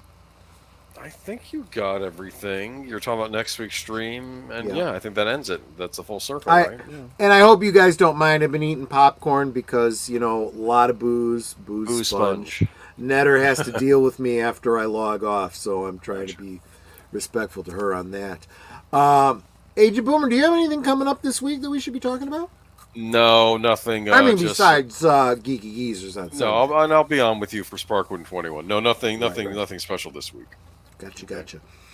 Awesome. Thanks. So, Netter, you wanna do the outro for us? Sure. But first, Sin, I don't see an email from you in my spam or my regular mail. Can you email me again, please? I do have my email address in the chat, so you can just copy and paste it over. Just in case, inadvertently put an extra N, took out a T. I got a weird name, so, and of course, that goes along with making sure that you all are sub to the panel and sub to one another. And if you think you're sub to one another, go back and double check. I said, I know that I had been subbed to Index 6. When I went back to grab their link, it said I wasn't subbed. So I subbed again. Netter, write this down for me. Jessica Guajardo is recommending for me an Italian World War II film called Battle of El Alamein from 1969. Wait, Battle what? El Alamein, Alamein. Okay. And that sounds very interesting, and I'm going to want to see that. But honestly, tomorrow morning, I won't even remember that it was recommended to me, so I'm counting on you, sweetie. I gotta write it down. You're awesome. And, of course, what I always say, we can talk amongst ourselves, and that's all well good and fun, but it is so much more fun when you guys are joining us in the chat, and you're dropping your comments, questions, trivia, being goofy, whatever it may be. And it doesn't feel like we're separated by miles or continents in some cases. It feels like we're all hanging out in the same room, enjoying each other's company and having a great time. And you guys, you're not just our friends. You're our family. I say that every week, and I don't mean it like, to in sound... a trite, in a trite pat way. I really mean that. You guys are our family. In fact, we've had instances where I didn't see somebody for a while. I'm like, okay, has anyone seen this person? What's going on? Like, there was a couple of days where I didn't see Lady Mist. I'm like, is Lady Mist okay? Has anyone seen her?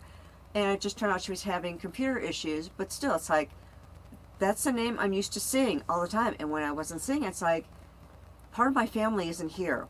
What's going on? We are an older couple with an empty nest, no kids, and, we don't have, any family that we keep in contact with. So when she says, except for your mom. Well, yeah, but when we say you're our family, we really mean it, and we really appreciate you. And what I always also add in there is that you could be anywhere, and you are here with us, and that is so super encouraging, because I love seeing you guys here every week on my channel, Troy's channel, Boomer's channel, hanging out with us, and just having that great time. So thank you again for being here. Thank you for encouraging us. You take care, and God bless. Yeah. And Sin, I'm looking through my mails again. Like I said, I have nothing in my spam because you were on the 25th. Let's see. Yeah, the 25th of January. So I was looking from the 25th on, and I didn't see anything in spam. I'm going to look again in my regular email, even though I searched for you. But I will look again. But yeah, if you can send me another email just to make sure, because it's Yahoo. Sometimes gets a little weird. Yep. And yeah, so I just want to thank everybody for bearing with me. Found it. Never mind. Eating popcorn through the last quarter of the stream, but you know, your stomach gets a little queasy when you've been drinking. So yeah, Sin, I did find your email. It's like for whatever reason, the first time I searched, it didn't come up. I searched for your name again, it came up. And guys, I've said this in the past. I don't say it often, but I should reiterate it more often. You know, I joke sometimes when I talk over Boomer or whatever, and I say, damn it, this is my stream. But really, it's your stream. I really feel like let's face it, I wouldn't have a show if it weren't for you guys. And there's so many streams where I make it a free-for-all and let you guys just, lead me through what you guys want to talk about. I'm starting to get better, I think, about using my community tabs for, asking your opinions about future streams. And I want you guys to make this your stream, and by all means, share it out to your friends, get them in here, introduce me to them. I'm sure I'll love them because I love all of you. And, we can really build this community and make it our own. Check out the links in the description below. I've got a MeWe group where a lot of us continue to hang out and chat during the week. I post articles and other streams from other YouTubers that I think the community would be interested in. The events page there lists all of everything that we mention at the end of our streams, what's going on in the week. You can see the calendar of what's there for months in advance, actually. And it's a lot of fun. I've also got a Discord that's linked below as well.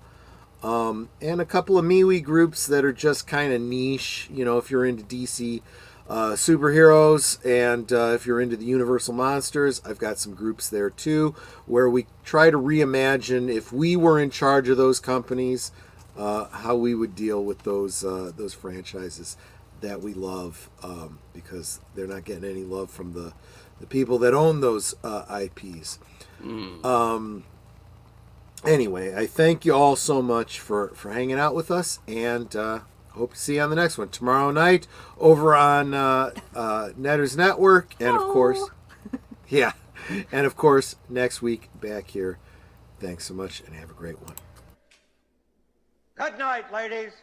Good night, sir. Hit it, sweetheart.